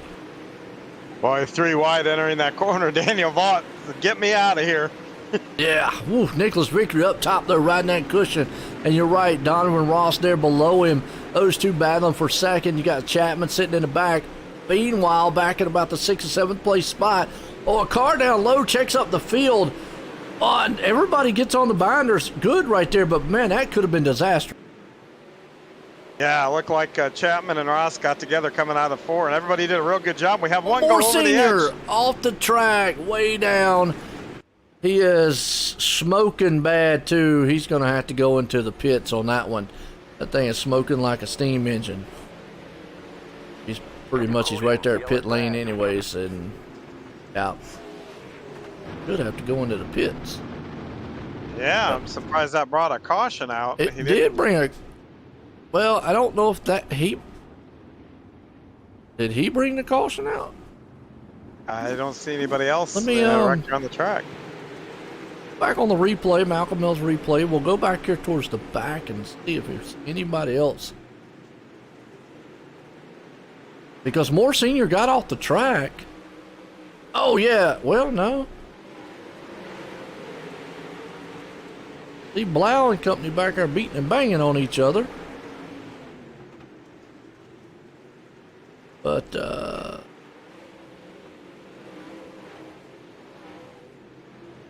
yeah, I guess he got close enough to the racing surface. I don't see how. I don't either. That surprises me. I thought for sure that wouldn't have done it, but no fault of his. I mean, I'd have done exactly what he was doing. In fact, I'm kind of surprised at the contact he made down. He hit the orange guardrail down the way. I'm surprised that did that much damage to the car, to be honest with you.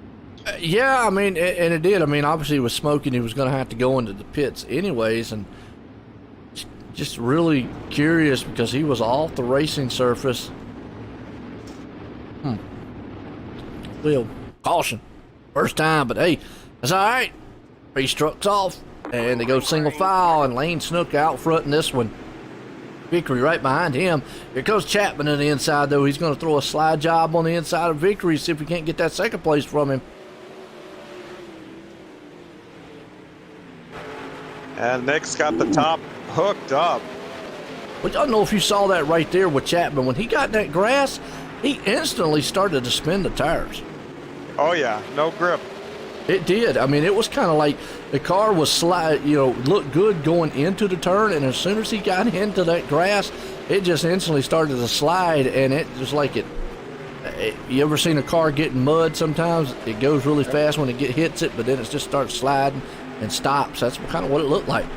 Lane's moved up, though, now to block Chapman. So now not Chapman, but Vickery now is going to have to figure out a way to get around him. Yeah, and Lane's one of those is like, look, I understand the top is the fastest. I don't like using it unless I have to. And right now he has to if he wants to hold off Vickery, because Vickery's coming in that 0-0 machine.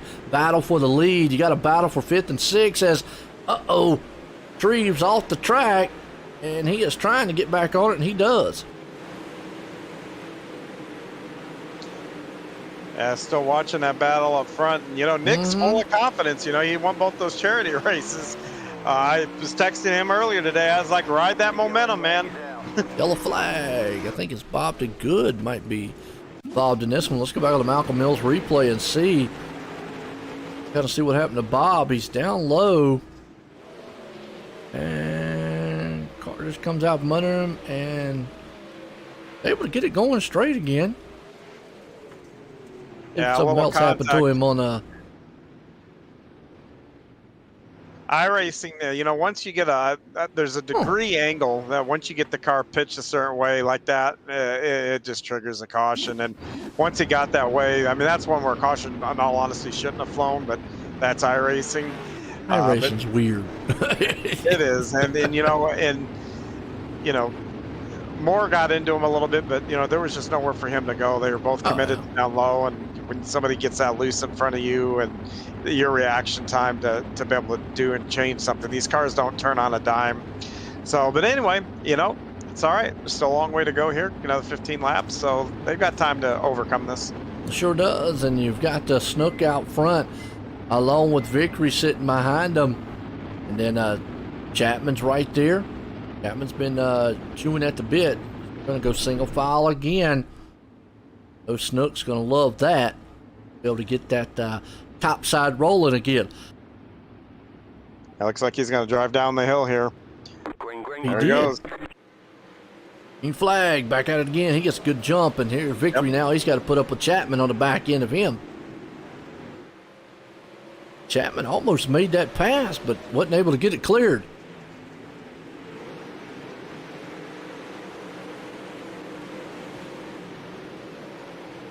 Great way down low, but boy, look at Vickery up high. Yeah, my guess is Lane's got to move up top there to defend now.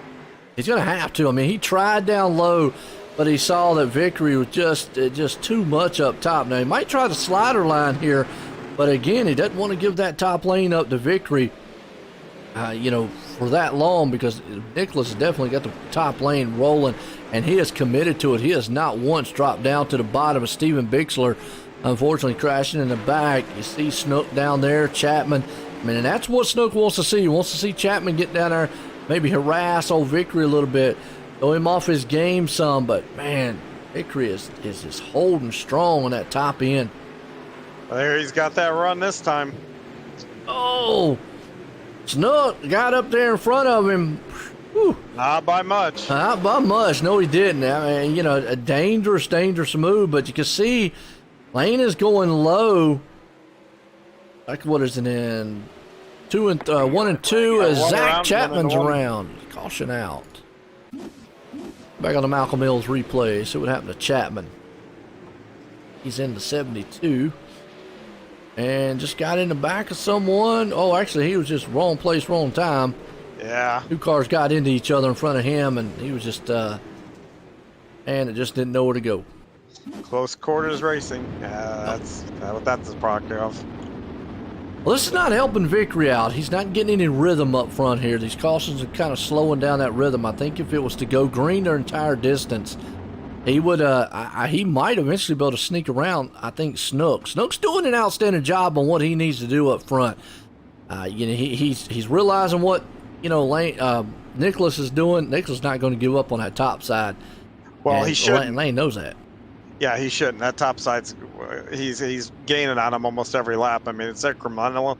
But right now, it's real easy to start going through scenarios. You're in second or third. All right, if he goes here, I'm going here. I'm going to plan this. I'm going to plan that. And you can overthink things, and it can cause you a little bit of problems when you get going, once you take the green and get back into turn one. So right now, he just needs to do what he's been doing. And I think it'll pay off for him, unless Lane gets up there and starts taking his lane away all the way around. I think, and I'm with you on that one. And I think 2 things, one, if Lane makes that mistake, and 2, Nicholas does not need these cautions. He really needs this thing to go, straight out to the end. If the cautions will play in the favor as long as we keep going single file like this, and Snook's advantage, you can see right there, just those restarts are huge for him, and it takes about a lap or 2 for Vickery to get back up to him. But yeah, I'm with you. If he can make a mistake up there, he can get around him because he's definitely fast enough to get it done. Yeah, and the boy, Nick's Vickery there almost had a problem of losing second there. He stayed in the slick on that restart and didn't go down low and grab any of that tack, and then Blake Chapman was able to draw pretty close to him going into 1 on that start.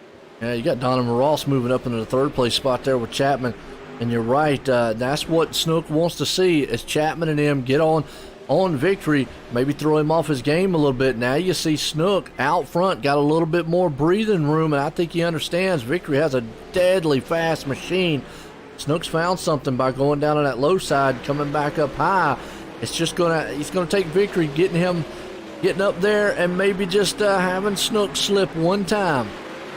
Yeah, that launch that Snook just got off the low side right there was rivaling what Vickery was getting off the top right there. Look at him just shoot away. Yeah. I have to say that bottom is now come in down there in 1 and 2. And boy, see, you can tell Chapman too. He is taking the same lane that Lane Snook is now down low, and he is up there along with Vickery. So, but Vickery's not giving up. He said, you know what? The top side's brought me to the party. I'm going to stick with this one. I'm dancing up here. Right now, he's on the back tail tank of Snook, and Snook is down low. Again, I still think, though, one little slip from Snook. These guys are...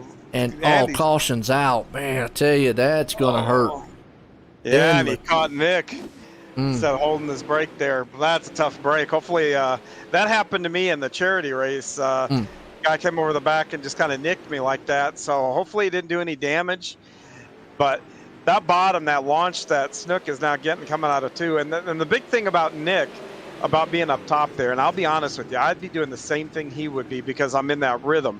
When you go down low, you have to drive the car entirely different. You're letting up different, you're turning different, you're getting off the corner different. That alone will take you 3, 4, 5 laps just to match that. Well, there's not 3 or 4 or 5 laps left to go in this race. Yeah. So, like you said, he's gonna go with what got him there, and he should at this point.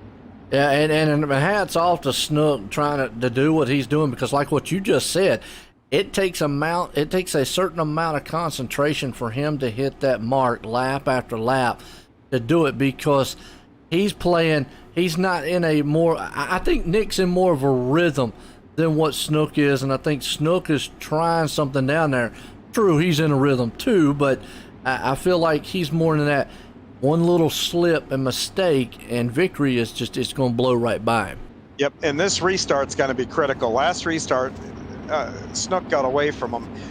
If Snook goes high and turns down that hill, Nick has got to stay on his tail tank and try to get down that straightaway right below that slick to get in that tack to get that launch.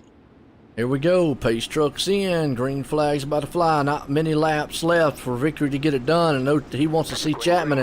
You see Vickery went down low with him that time to try to stay with him. He goes instantly up top, but here comes Chapman down low up underneath Vickery. Snook out front in this one again. Jumps out to about that 4 or 5 car length advantage on the start. Yeah, that bottom is definitely there now. That's going to run out of time. Yep. White Lane flag. had a little problem there. He did. Snook's going to go up high. Here's Chapman, 3 and 4.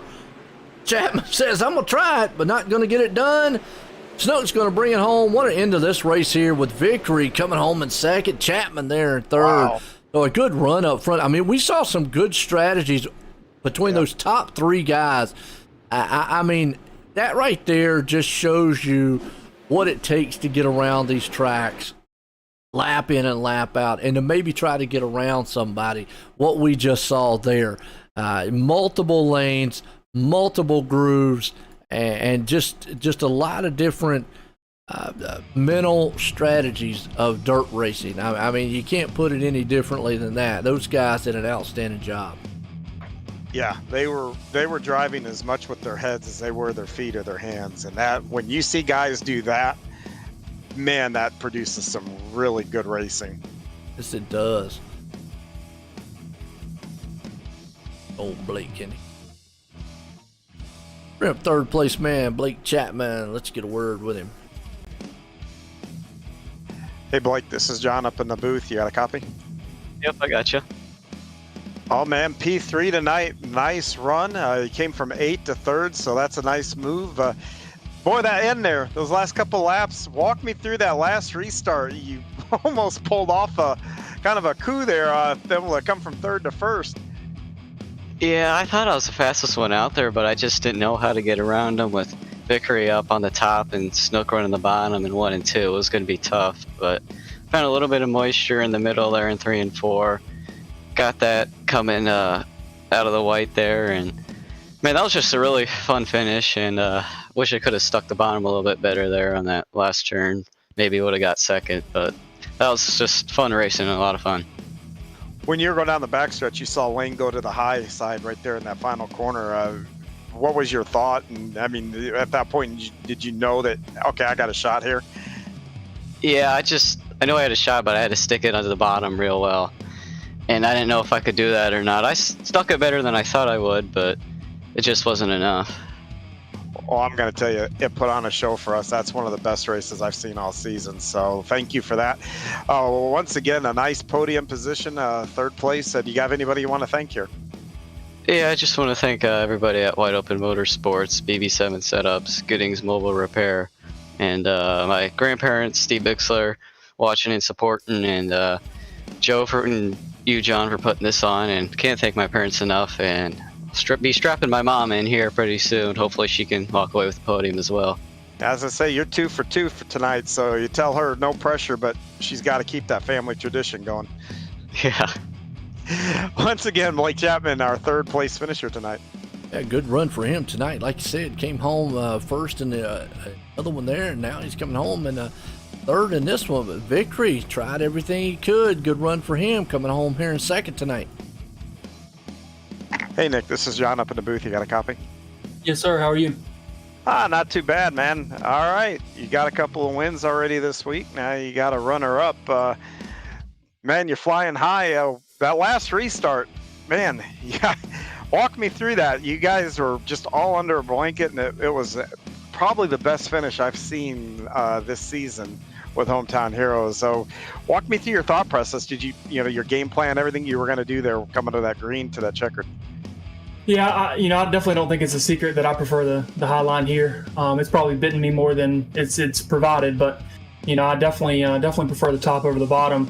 And I felt like I was a lot faster than Lane in 3 and 4, but I just couldn't quite get the run coming off 2 to get to his door. There was one time that I bumped him going into 3. Not to let him know, but to let him know I was there. And it wasn't anything. It was before we got in the corner.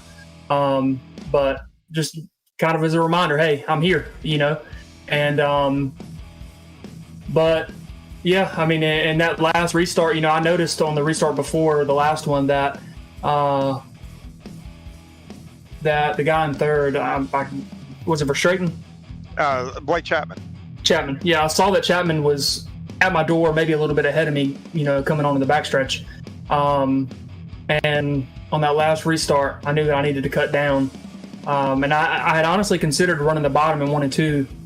But when I kind of hit the front stretch, my line was to the top. I guess I live or die by the top line here, at least in this race. But yeah, like I said, I definitely felt faster in 3 and 4. And there was a lot of times that I had to check up getting in the corner because, either he didn't enter as high as I did to be able to run the top, or he was sliding up mid corner. So definitely a hard track to pass. I wish that we, could have gotten more green flag laps in. Because John, I think that once you get into a rhythm on the top, you definitely don't want to start and stop. Especially at this track. Once you go off, it's over. So. Yeah. I made that comment, I was like, boy, the bottom came in, I think right at the last restart, or the second to last restart. All of a sudden Wayne was getting just more of a run that you were getting off the top. I mean, it was incredible. It was like someone flipped a switch. And and I made that comment when you're on the top, and then if you got to go down the bottom, it's you got to drive different, you got to brake different, all that kind of stuff. And that takes 3 or 4 laps to get used to that. And there wasn't 3 or 4 laps. So you did right. Nice podium position to go with a couple of wins. I'm thinking, you're probably tired and you should take tomorrow night off. I think that should be. But anyway, man, another great run. Anybody you want to give a shout out to? Yes, sir. So number 1 is Spartan Racing. We had a good showing in the charity event on Monday night. So we're looking to carry that through the rest of the season. Try to fight for a couple of these championships. Mirror Image Auto Spa, VMR Wraps. If anybody needs a wrap out there, come check us out. VMR E-Wraps on Facebook. Diggs Race Setups, Coast to Coast, and of course Joe White and John Hahn for putting on a great show. Well, thank you very much. And once again, that is Nicholas Vickery, our second place finisher tonight. Yeah, good run by Nick there. Just ran out a little bit of time to run this guy up here, but still a good showing. Lane, you in the booth, got a copy?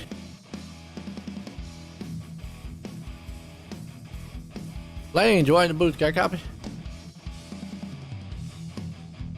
He done got tired. He's too young to get tired. Got some mic problems. And maybe. It ran so fast he's done blew his mic up. Lit up. Got a copy, Lane? Yeah, can you hear me? I got you now. Well, I tell you what, take us through some of that race. Were you a little bit worried with Nicholas running that top side like it was? And there a couple times looked like he was gaining, but then those cautions came out. Yeah, they definitely helped me. But I don't know. The bottom. I don't think it was there in 3 and 4. It was half decent in 1 and 2, but it was probably top for the fastest line. But I hate running the top in 1 and 2 at Lernerville. And I knew the bottom was decent, but I had to hit it perfect every lap, which I did not do at all. But I wasn't really terribly nervous. I just knew I had to hit my marks and not mess up. Absolutely. And you're the one I talk, me and John does up here, and we know you're one that really advocates a lot about it's fast up there on that top side, but unless you have to go up there, you don't do it. Vickery was committed to that top end and making it fast. You had that bottom lane going like the slider line. But hey, good run for you tonight so far. You had a good run in the 305s. Now you had one in the 360s. Got anybody you want to thank for this win here?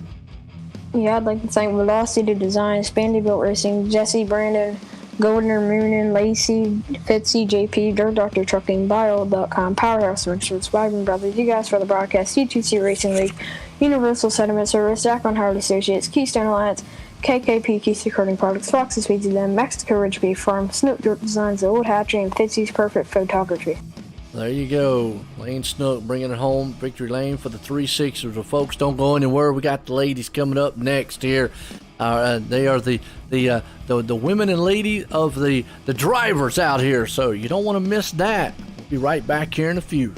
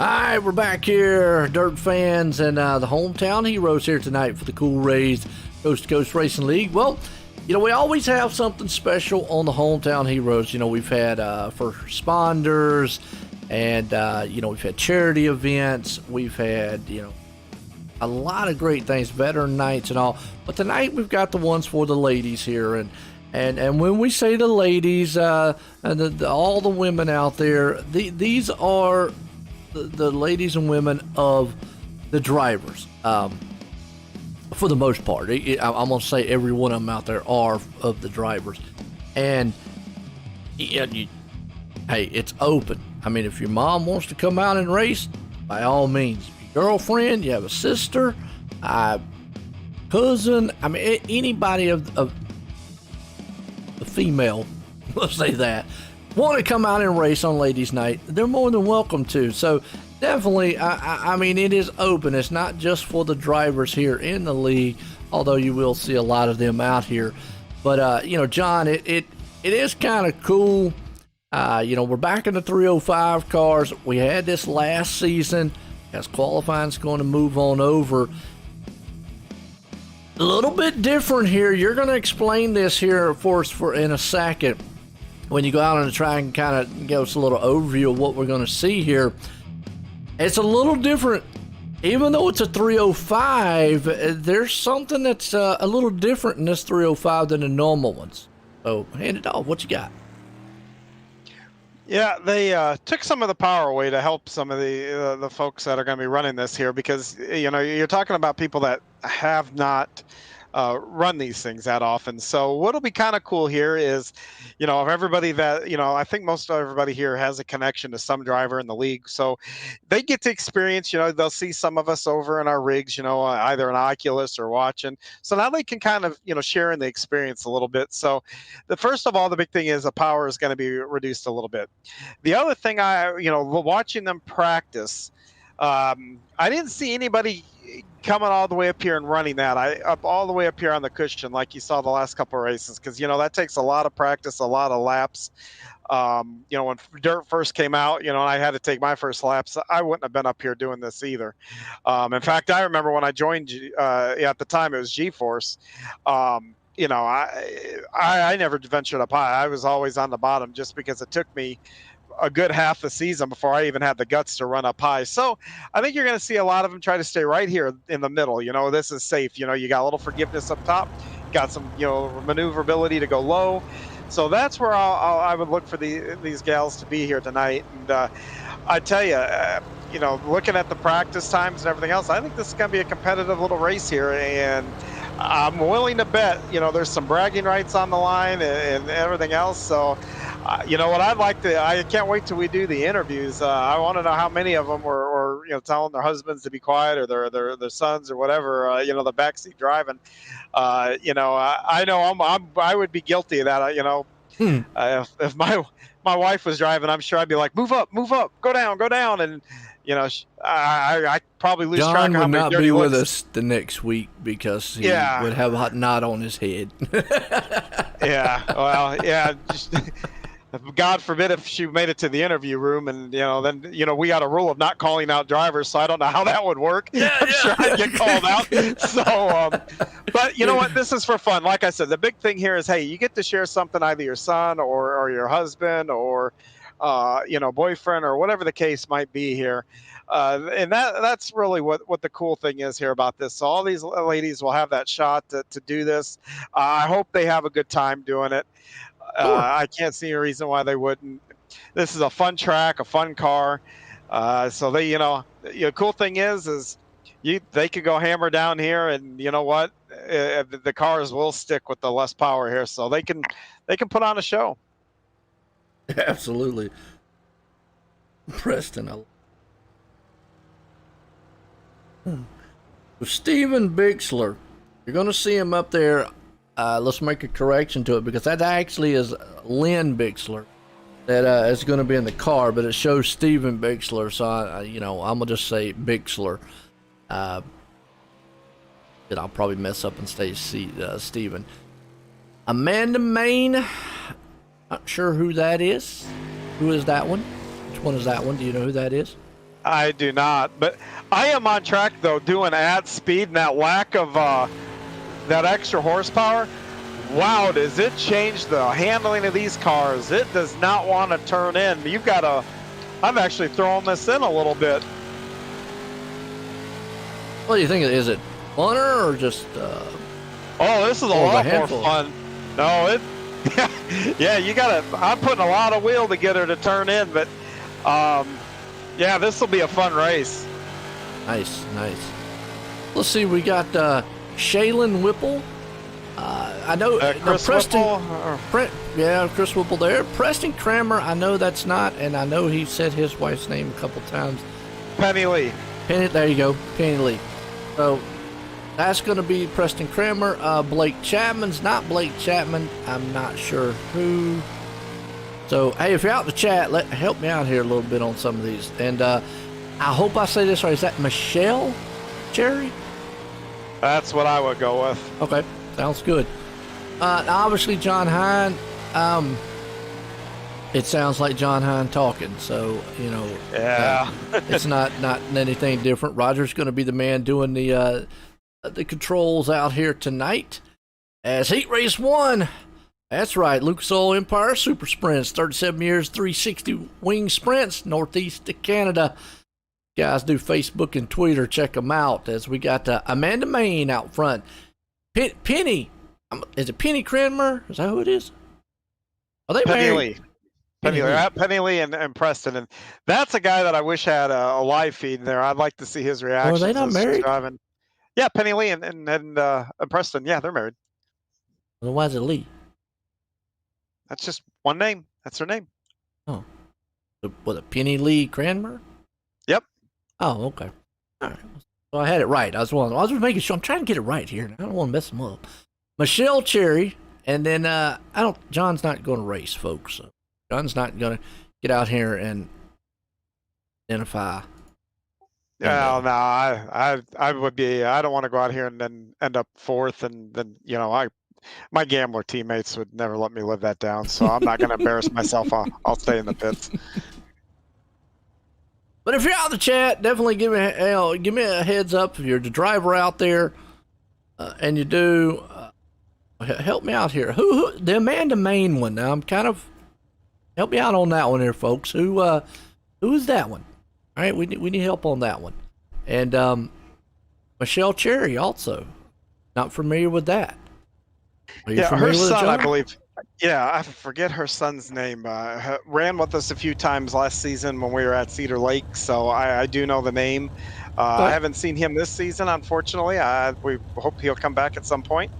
But good kid, and I worked with him a little bit, so I am familiar with him, and so I'm glad to see her here tonight. Yeah, no doubt. You're getting it gridded up here.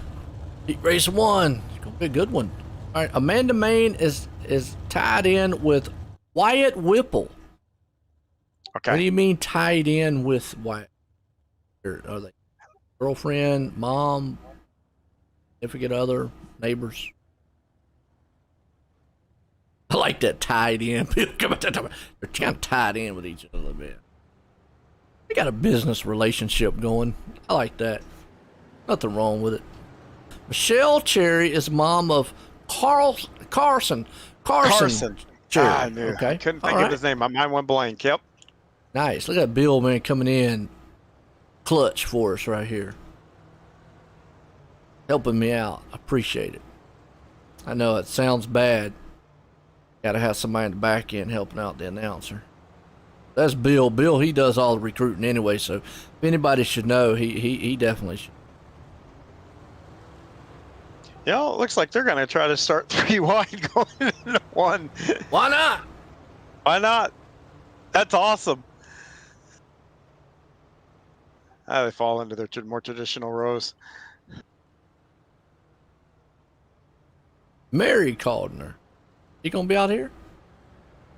Oh, no. She's unfortunately recuperating from what I understand in the hospital. And now that you mentioned, I hope Bill's listening, and our thoughts and prayers are out for you and Mary. And I hope for a speedy recovery as they take the green there. And they did, and I'm going to tell you what, Penny just went off the track like I've seen Preston do many times and many other drivers here at Lernerville. So what you're saying is Preston's definitely telling her how to drive. I'm sure he appreciates John said that. I didn't. Hey, John said it. You can hit him later. but I tell you, hey, no fault of hers.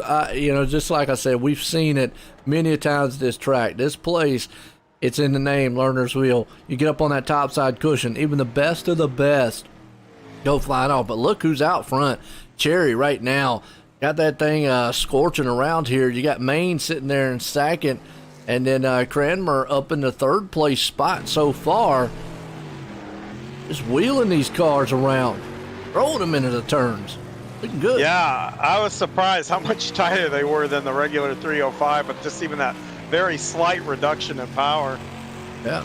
And I just want to reiterate, like what John said, definitely thoughts and prayers out there to you. I'm going to take that's your wife there, Mary Caldner, Bill. So I hope she's, definitely gets feeling better. Maybe get to see her out here one day on this track, as we got Cherry still looking strong in that car so far. So maybe taking some pointers from old Carson. As checker flag. Well, that was quick. Yep, 6 laps for these guys. 6. That's right. Yeah, I'm so used to the 10-lap race. Yeah. Yep. Cherry looked good. Yeah, she had a nice lead and took control of that race right from the get-go. As of right now, she looks like the car to beat.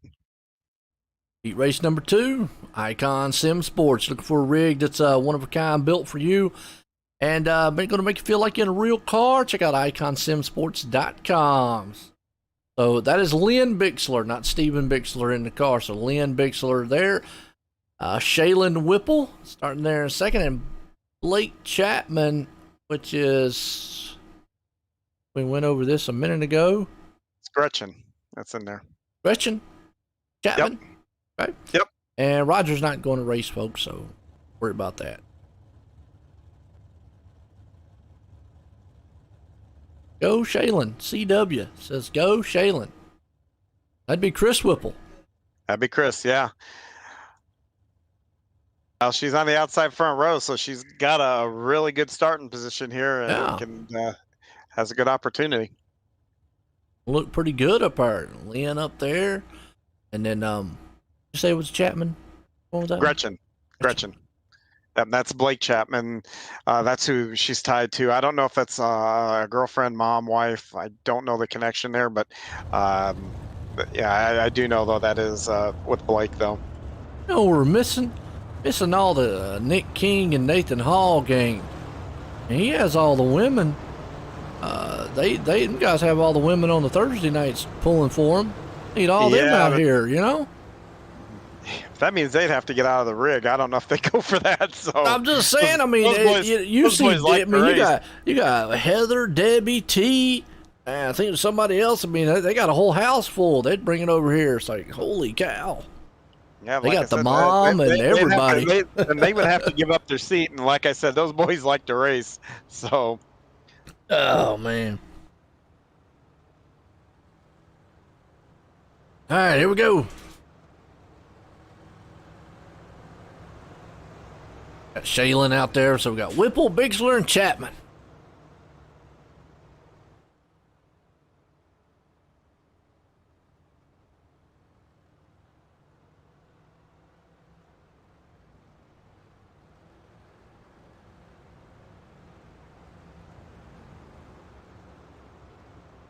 Green flag, green flag.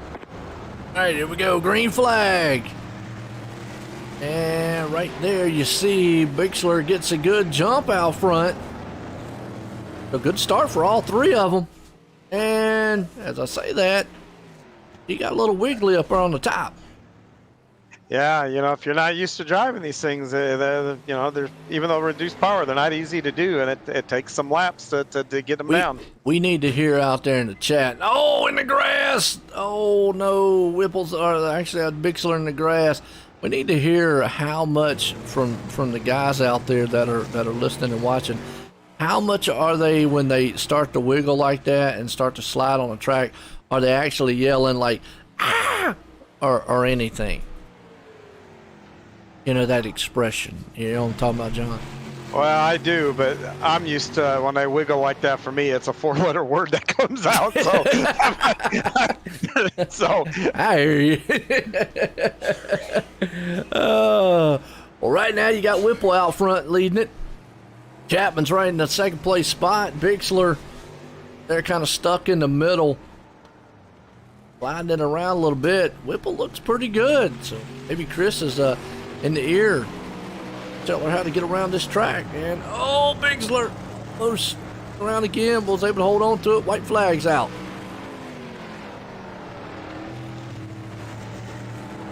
Fun little race here. Run. Oh yeah. And I hope they're having as much fun driving this thing as we are watching. Looks this. like it so far. I mean, from the way it is. And right on the outside. saw that. Chapman says, you know what? At the line. Fell asleep just a little bit there coming out of turn 4, and Whipple let Chapman have it. Brings us into consolation for y'all two, and might as well just go ahead and move the consolation over because there's not going to be one. I don't see it going over. Well, y'all just going to have to forward it into the warm-up. That's what Roger will do. He'll advance the session when you grid. Yeah, but if I'm not on the grid and the thing takes off at missed start, so that can mess up the whole thing. What's it gonna mess up? Everybody else get in the feature. No, iRacing will mess it up. What will happen is the pace car will go out and just keep circling. I mean, literally just keep circling. John, what's jump in with me.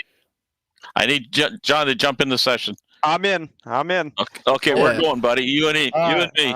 A grudge match. Oh yeah, look out, because I'm coming for you. You're going down, old man. Oh Lord! Those Here words we hurt. go. Now I'm not in VR. I'm in a distorted on screen, so that's my excuse. I can't even all I can see is your front tire. All right, well, Roger, what we really honestly need to make sure is we don't wreck each other. That would look really bad, number one, and it might mess everything up if we both have to go to the pits. Yeah, I know. So now the ladies can have a good time watching this. Here we go, folks. They're going to see now what not to do. This is the consolation here, but in order for it not to mess up, let me let you know what's going on. In order for it so it doesn't mess up everything for the feature, I have a little bit of a fun heads up 305 grudge match between John Hine and the CruiseShopFW.com machine with the 747 Roger Craig out here. We'll see which one of these guys already. That's a protest. Definitely a protest already. Beating and banging on each other. Here we go. See who can pull this thing off. All right, see, I think the old man got lit a fire under him, that old man comment here. Yeah. Pace truck's in. Green flag. Exhibition match here, folks. That's what we'll call this one. It looks so slow taking off in those cars. So used to seeing those 360s just storm off. And, you know, John, he's already had a little bit of practice on these cars out here. That's the excuse I'm using. Yeah, he's up high right now. You got Roger down low. They're still side by side. He's letting the old man by. That's what he's doing. No, payback is coming. Wait till I get to your tail tank. Lord of mercy. Right now, you got Hine behind him.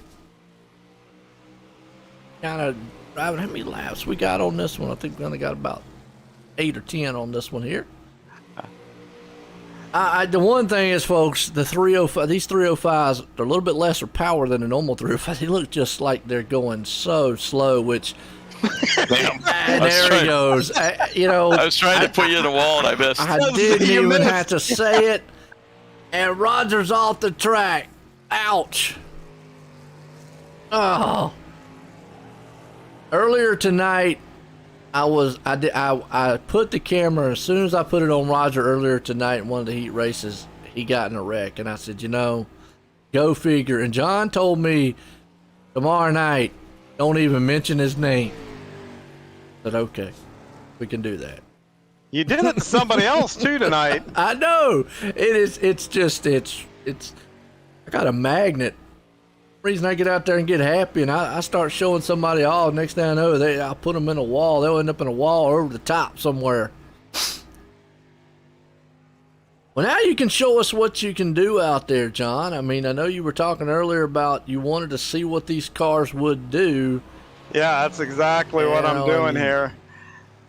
And the car actually feels a little bit better now with a little bit of wear into the track, when it kind of had like a slimy feel when I first went out. It didn't want to turn too well, but it's rotating really nicely right now. Gotta ask though, Roger, you ran the 305s earlier tonight for some more real quick here, but you ran the 305s earlier tonight. What's the biggest difference there you felt in that car as opposed to earlier tonight? It was a little bit lower on power, but my biggest issue was I went from my VR into like a flats or just my one screen, and it's not really set up like the front of the hood looks really long. So that's the story I'm sticking to. And I miss taking Hein out over the hill there. It's just but old men rule. Right. Yeah, it's all right. Okay. Well, folks, don't go anywhere. We'll be right back. Get a word from some of our sponsors.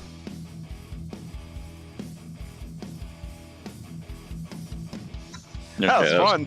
Yeah, that was good. I'm sorry I missed you. I wanted to put you over the hill. I saw you coming. I thought you were going to get there too. That'd be a fun. That would be a fun night. Have drivers call each other out and have grudge matches one night. Maybe not do a broadcast, but yeah.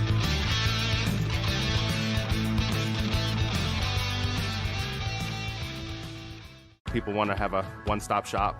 They need us for now. Like I all said, these different grudge matches. not just the heating and air side. When things are going wrong, yeah, that was you want the company that was good. And then I waited for you, but then I was watching the broadcast with the corner of my eye, and you got by before. I wasn't looking at you past me, damn it. I know. Once you went over, I was like, all right, I want to see exactly how this thing will drive like right that. Now, So we're waiving our $79 service fee. that car with felt any really Cool good Ray, for the Bright Box, or lack of Mr. power. Plumber service.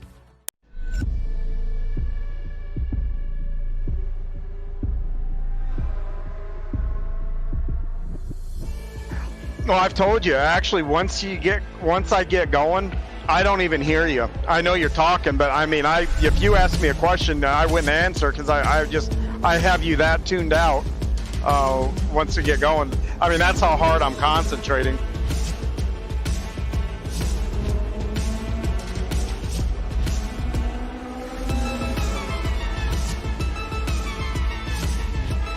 That was fun.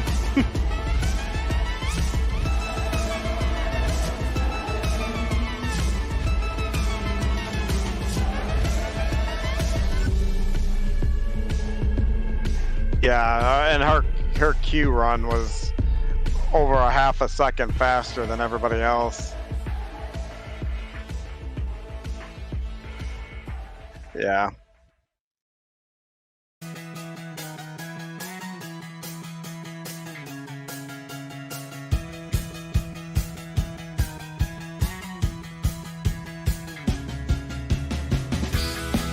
Yeah, she's probably waiting on the air conditioning.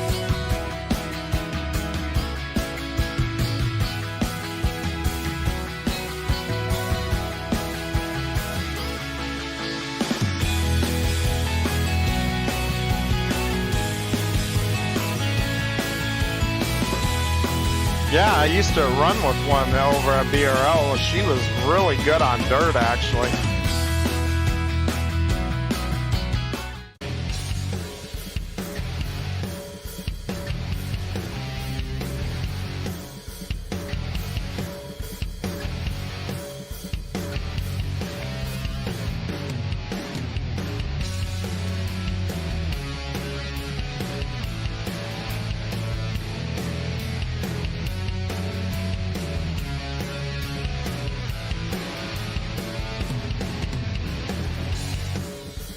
Yeah, but you can still come out and have fun. Hey, that's what I was worried about last night on the asphalt in a car I'd never driven before, at a track I've never raced at before.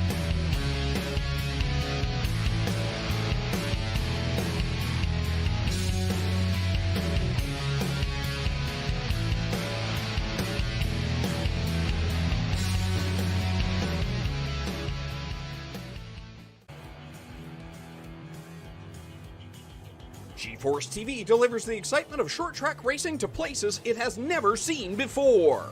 With dynamic production elements and state-of-the-art technology, GeForce TV proves what the racing community already knew.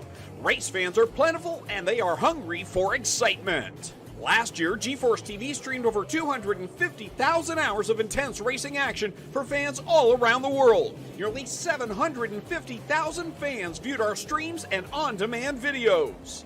By the end of the racing season, our subscriptions rose more than 400%. What does all this mean for you and your business? Motorsports marketing in Canada has never produced such amazing and measurable results. Cashing in on the benefit of motorsports marketing is easier than it's ever been. Work with a team, work with a speedway, work with a series, or join the excitement directly with us at GeForce TV.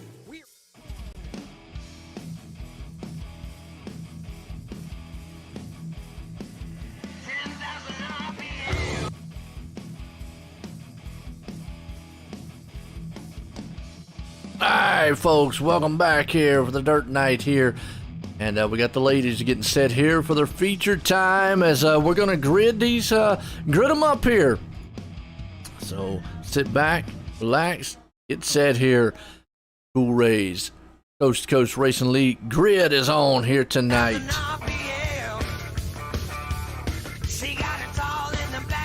We got out front.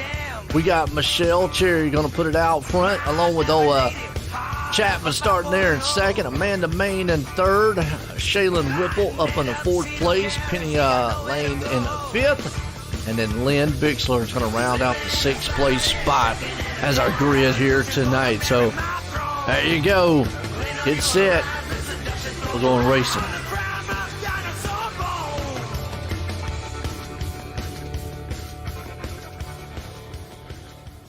We have the two heat runners right up front there with Gretchen Chapman and Michelle Cherry. But, Shaylin Whipple looked like she had her heat race in hand and, just kind of lost it right there at the line. And Amanda Mann, third. I mean, they get to re-rack them here and then get another bite at the apple and be able to bring home a win tonight.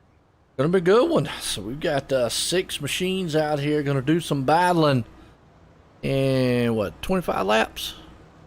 Yep, 25 laps. Right. Yeah, but Lynn and then Penny Lee, they're on the back. So, now they've got some laps under their belt. So now they can, get if they had trouble in their heat race, they've gotten it out of their system. They can go for it now and come to the front. Absolutely. Chapman, Cherry up front. Lights off on the pace truck.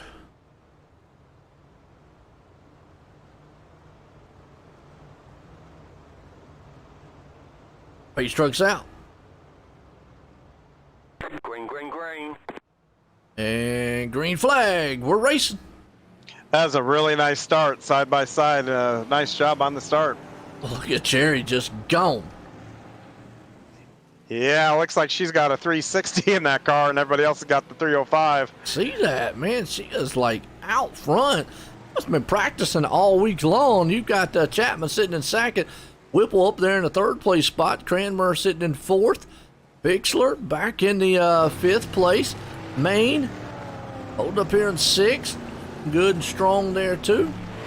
But out front, Jerry got the monster energy machine and like a monster right now running this track.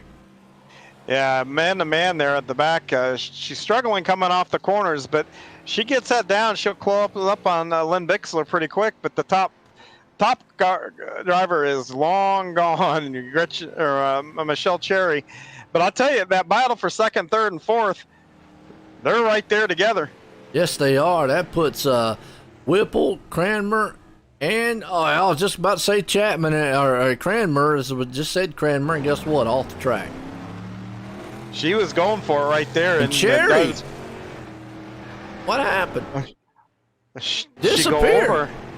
Well, she blinked out, and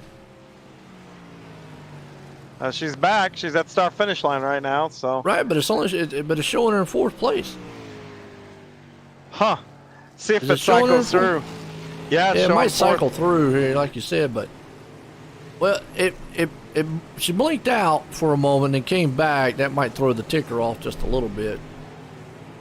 Yeah, that's if she blinked at the right spot, it might not have score her crossing the start finish line. Yeah. That could be a little bit of an issue there. Because right now my ticker's showing that she's in fourth.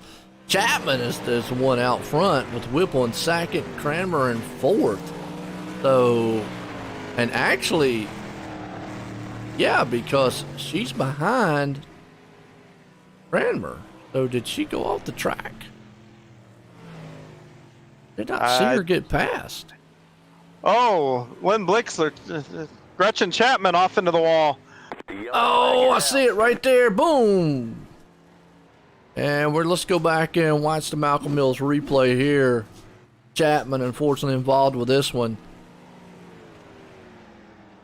And yeah, they two just got together. Chapman, the worst in, went off the track into the wall, came back on, and hit the inside wall. Caution's tough break for Gretchen, but she was rolling pretty good. So, you know, with 6 cars here and we still have 15 laps to go, she can get herself right back up to that top spot. Michelle Cherry's going to restart in third, but as checked out as she was, I don't think it's going to be long before she's back up front. So she's going to be really difficult to contend with once we get going. Yeah, I'm just not 100% sure what happened to Cherry there, because she was way out front, a huge lead. And like I said, she blinked, and the next thing I know, she's back in the 4th place spot. So, you know. Yeah, and if she blinked, depending on where she blinked, if she did it, like coming out of 4 and then came back in, maybe going into 1 or something like that, or just past that flag stand, iRacing would not score it. And so that's very possible. If she didn't go over somewhere, that could be what happened there. But like I said, but like I said, looks like she scored in 3rd place right here, and so I don't think it's going to take her too long to get back up there. Nope. As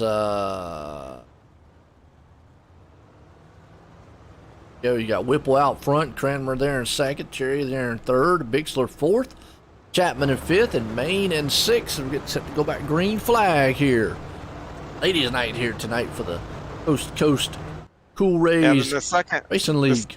The second car in line, Amanda Mann, is a lap down, so keep that in mind when you're looking at it here. So Chapman or Cherry was actually 4th in line there, but she's already up around into 2nd, going through 1 and 2. Yeah, she's up there tearing that top side up again. As you see Cranmer and Bixler, you see Cranmer's trying to get around the 8 of Maine. And Cranmer just a little bit like, I don't know where she was going to go. Being a little cautious. Battle for the lead on the high side. Cherry back to the lead. Whipple up here trying to do what they can, get on the inside, but well, Cherry, you're not scared of that top side. No, she's not. She should have ran the 305 race earlier. Yeah, I see that. Might need to get her out here and start running on the every week. As unfortunately Maine around with Steven Bixler's Lynn Bixler, my bad, off the track. Was able to get back on the track. Harry's coming flying through. I think that brought out I think when Bixler got up over the edge there, it threw the caution. Or I do see somebody smoking. Wait a minute, I see someone smoking over turn 3. I don't think Bixler was the one that did, because he was able to get back on the track, but maybe it was Whipple. Here, oh no, it's Amanda Mann. She's in the pits, billowing out of that number 8 machine. Oh, she got impaled. Go back on the Malcolm Mills replay and see what happened. We were watching Bixler at the time, and wow, on the front stretch, and then he just kept going and going, and boom, it. She got impaled. I see that. That's kind of a unique way of parking. Wow. Ouch. Yeah. Well, I'll chalk that up to one I've never seen before. No, me either. But it going so far. Yeah. He's out here having fun.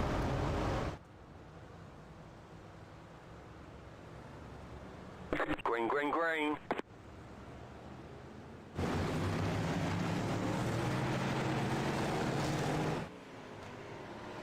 Once again, Cherry got the whole start coming off the nice jump. She's been able to get those good jumps here all night long, and looks like definitely on the good game up top, rumbling that top side cushion. You got Whipple there in second, Cranmer sitting in third, Chapman back into the fourth place, Bixler. So all the ladies looks like they're having fun back here.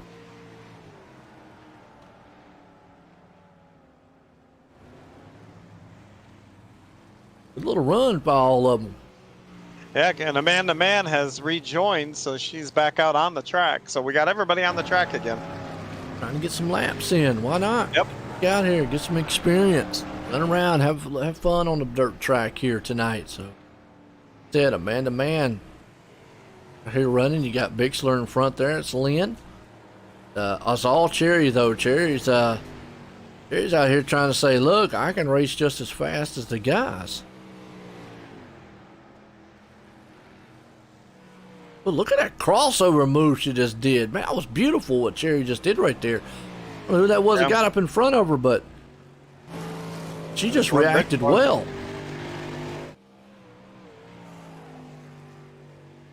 Oh. Might need a new 305 champ. Nicholas Vickery's in trouble.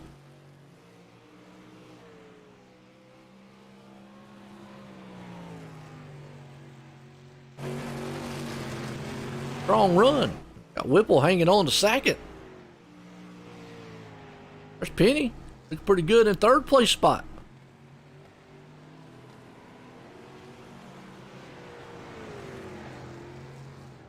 They're coming up on some lap traffic here, but they modulate through it. And Penny Lee takes over second in that traffic. I saw that. Good one. Pass. It's Whipple back into the third place.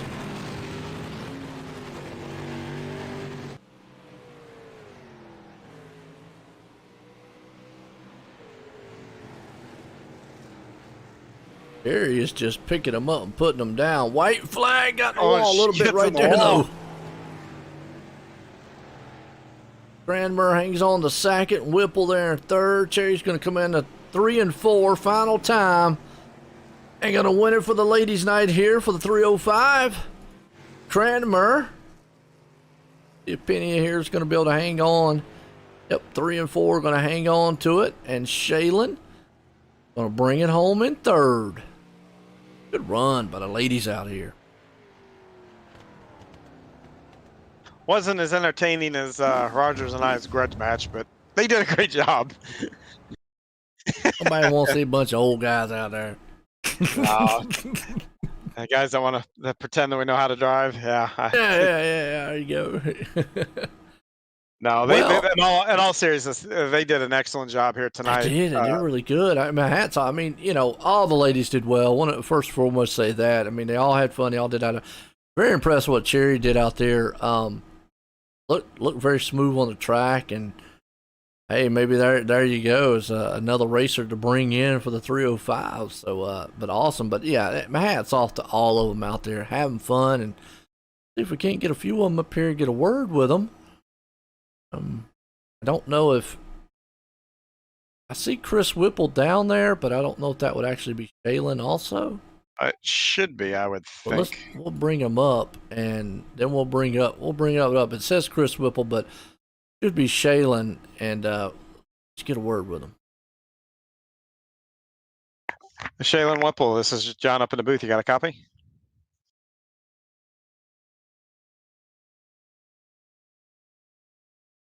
Shaylin, this is John up in the booth. You have a copy?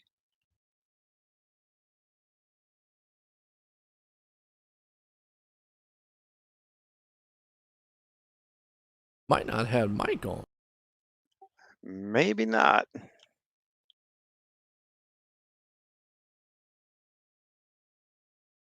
Hey, Shaylin, this is John up in the booth. You have a copy?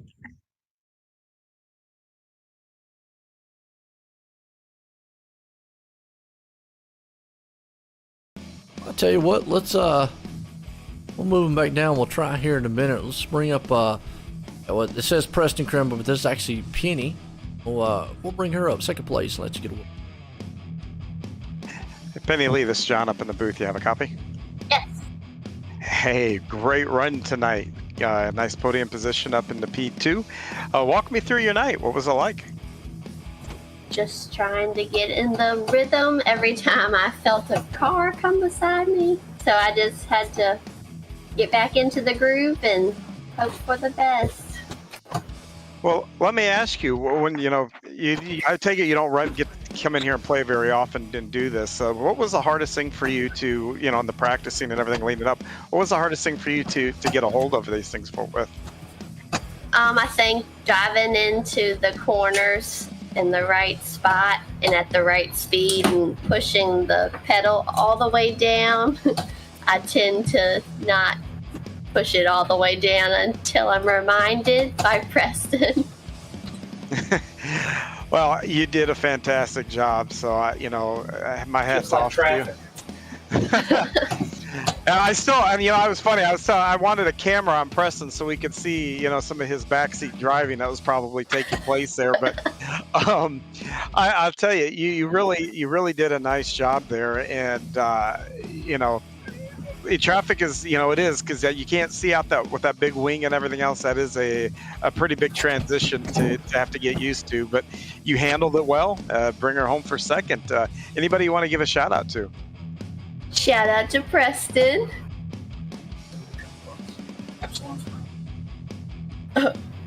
Epsilon Sprint Wraps. And Eli. Oh, fantastic. Who's Eli? Their son, I think. Oh, okay. Nice. Awesome. But, hey, fantastic job, Penny Lee. Enjoy that. I think you have to tell Preston now he might have to come run tomorrow night and see if he can top your second place in the mods or the late models. So, but, hey, congratulations on that. Once again, that's Penny Lee Kramer, our second place finisher tonight. Thank you. You're welcome. Go. Awesome job. Like I said, my old Penny. Well, let's see if we can bring up Shaylin back up here and see if we can't get a word with her. See if she's come back. Shaylin Whipple, this is John up in the booth. You got a copy? Hi. Hey, Shaylin. Hey, great run on a third place finish. Walk me through your race. I don't know what I'm doing when I do this. I just try to stay out of everybody's way. Well, did you have fun? Yes. Well, good. That right there is the first step. Once you're having fun, the rest of it's all, that's all gravy from that point on. How often does Chris let you get in and drive and stuff? Does he kind of take up most of the time in that? No, I haven't done this since the last ladies race. So I did like yesterday's practice and then today, but that was it since the last time. So do you guys have a conversation? Because now, at least you get to share and see what Chris does, week in and week out when he gets into those things. Does it kind of give you a different perspective, because I know my wife will look at me and, he's playing that damn game again. I can feel her eyes through the back of my head, when I'm doing it. So, does that kind of help bring you guys a little closer, or does it give you a different perspective, like when you watch the replays with him and everything? Yeah, most definitely. I can see why he likes it, but at the same time, I don't understand because it's just like such an adrenaline rush and it's stressful, and I'm not quite sure that I like it. But well, tell him that you want to do a soapbox derby on Mount Washington. Tell him to get the Super V out and let you coast down Mount Washington. You'll have a blast doing that. It's not dirt, but it's a heck of a lot of fun. But once again, what a great finish here. A nice podium position. Anybody you want to give a shout out to? Just you guys for doing the ladies' night and my husband for asking me to do it. Well, we're glad that you took part of it. And, like I said, it was actually a great race. We really enjoyed watching. So thank you for being out. Once again, that's Shaylin Whipple, our second place finisher tonight. And And a good run right there too. Like I said, coming home third place here tonight. Well, I don't know if that is. That's Michelle down there. Is it Michelle? Yeah. Okay. Yep, I know it is. I got you. All right, Michelle, you wait in the booth. Got a copy?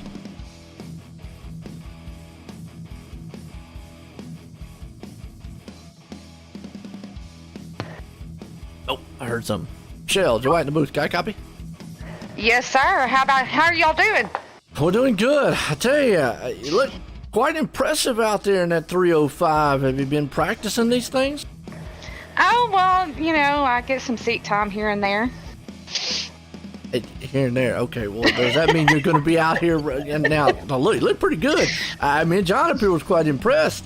We got to think that now, are you going to come out here maybe on the hometowns on the 305s and give these guys a run for their money?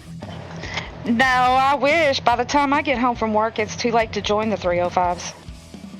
Oh, so in other words, we need to tell Roger he needs to switch 305s later, so that way you can get in here and beat up on the guys, right? Oh, heck, come run the 360. Yeah, that too. Anytime I can beat up on the boys, I'll be there. But yeah, y'all have to make the 305s a little bit later. Hey, I tell you what an impressive run tonight. Looked good out there. You put in victory lane. I mean, how was it? Was you having fun out there on the track? Oh, I had a blast. As long as I got up on the high side and kept the momentum up and tried not to hit anybody. Well, it definitely did that and looked good. Got that monster machine running around all night long. Winner here tonight for the ladies' night. You got anybody you want to thank for it? Oh, yeah. I'd love to thank my son Carson and my husband Steve and my other son Caleb. There you go. Hey, winner tonight. And the name in here, Discord, says Boom Shakalaka. Well, definitely you can say boom as putting it in victory lane. That's Michelle Cherry putting it in victory lane tonight. Again, congratulations, Michelle. All right. Thank you, guys. There we go. Well, like I said, you heard it, Roger. If the 305s was a little bit later, might have the first 305 ladies champ out here. So what a fun night it was here for the hometowns. I mean, we had the 305s, we had the 360s, and then we had the ladies out here with the 305s again. All in all, just an outstanding night here for the hometown heroes and the Cool Ray Coast2Coast Racing League. John, hey, what a way to cap it off. Absolutely. They put on a great show. And the most important thing of everything is it sounded like they had fun doing it. And, iRacing's there, for fun. None of us are going to get rich doing it and anything else. This should be completely fun. Absolutely. Well, I'll tell you, for myself and everybody here for the Cool Rays Coast2Coast Racing League, everybody out there, hope everyone enjoyed it and have a good night.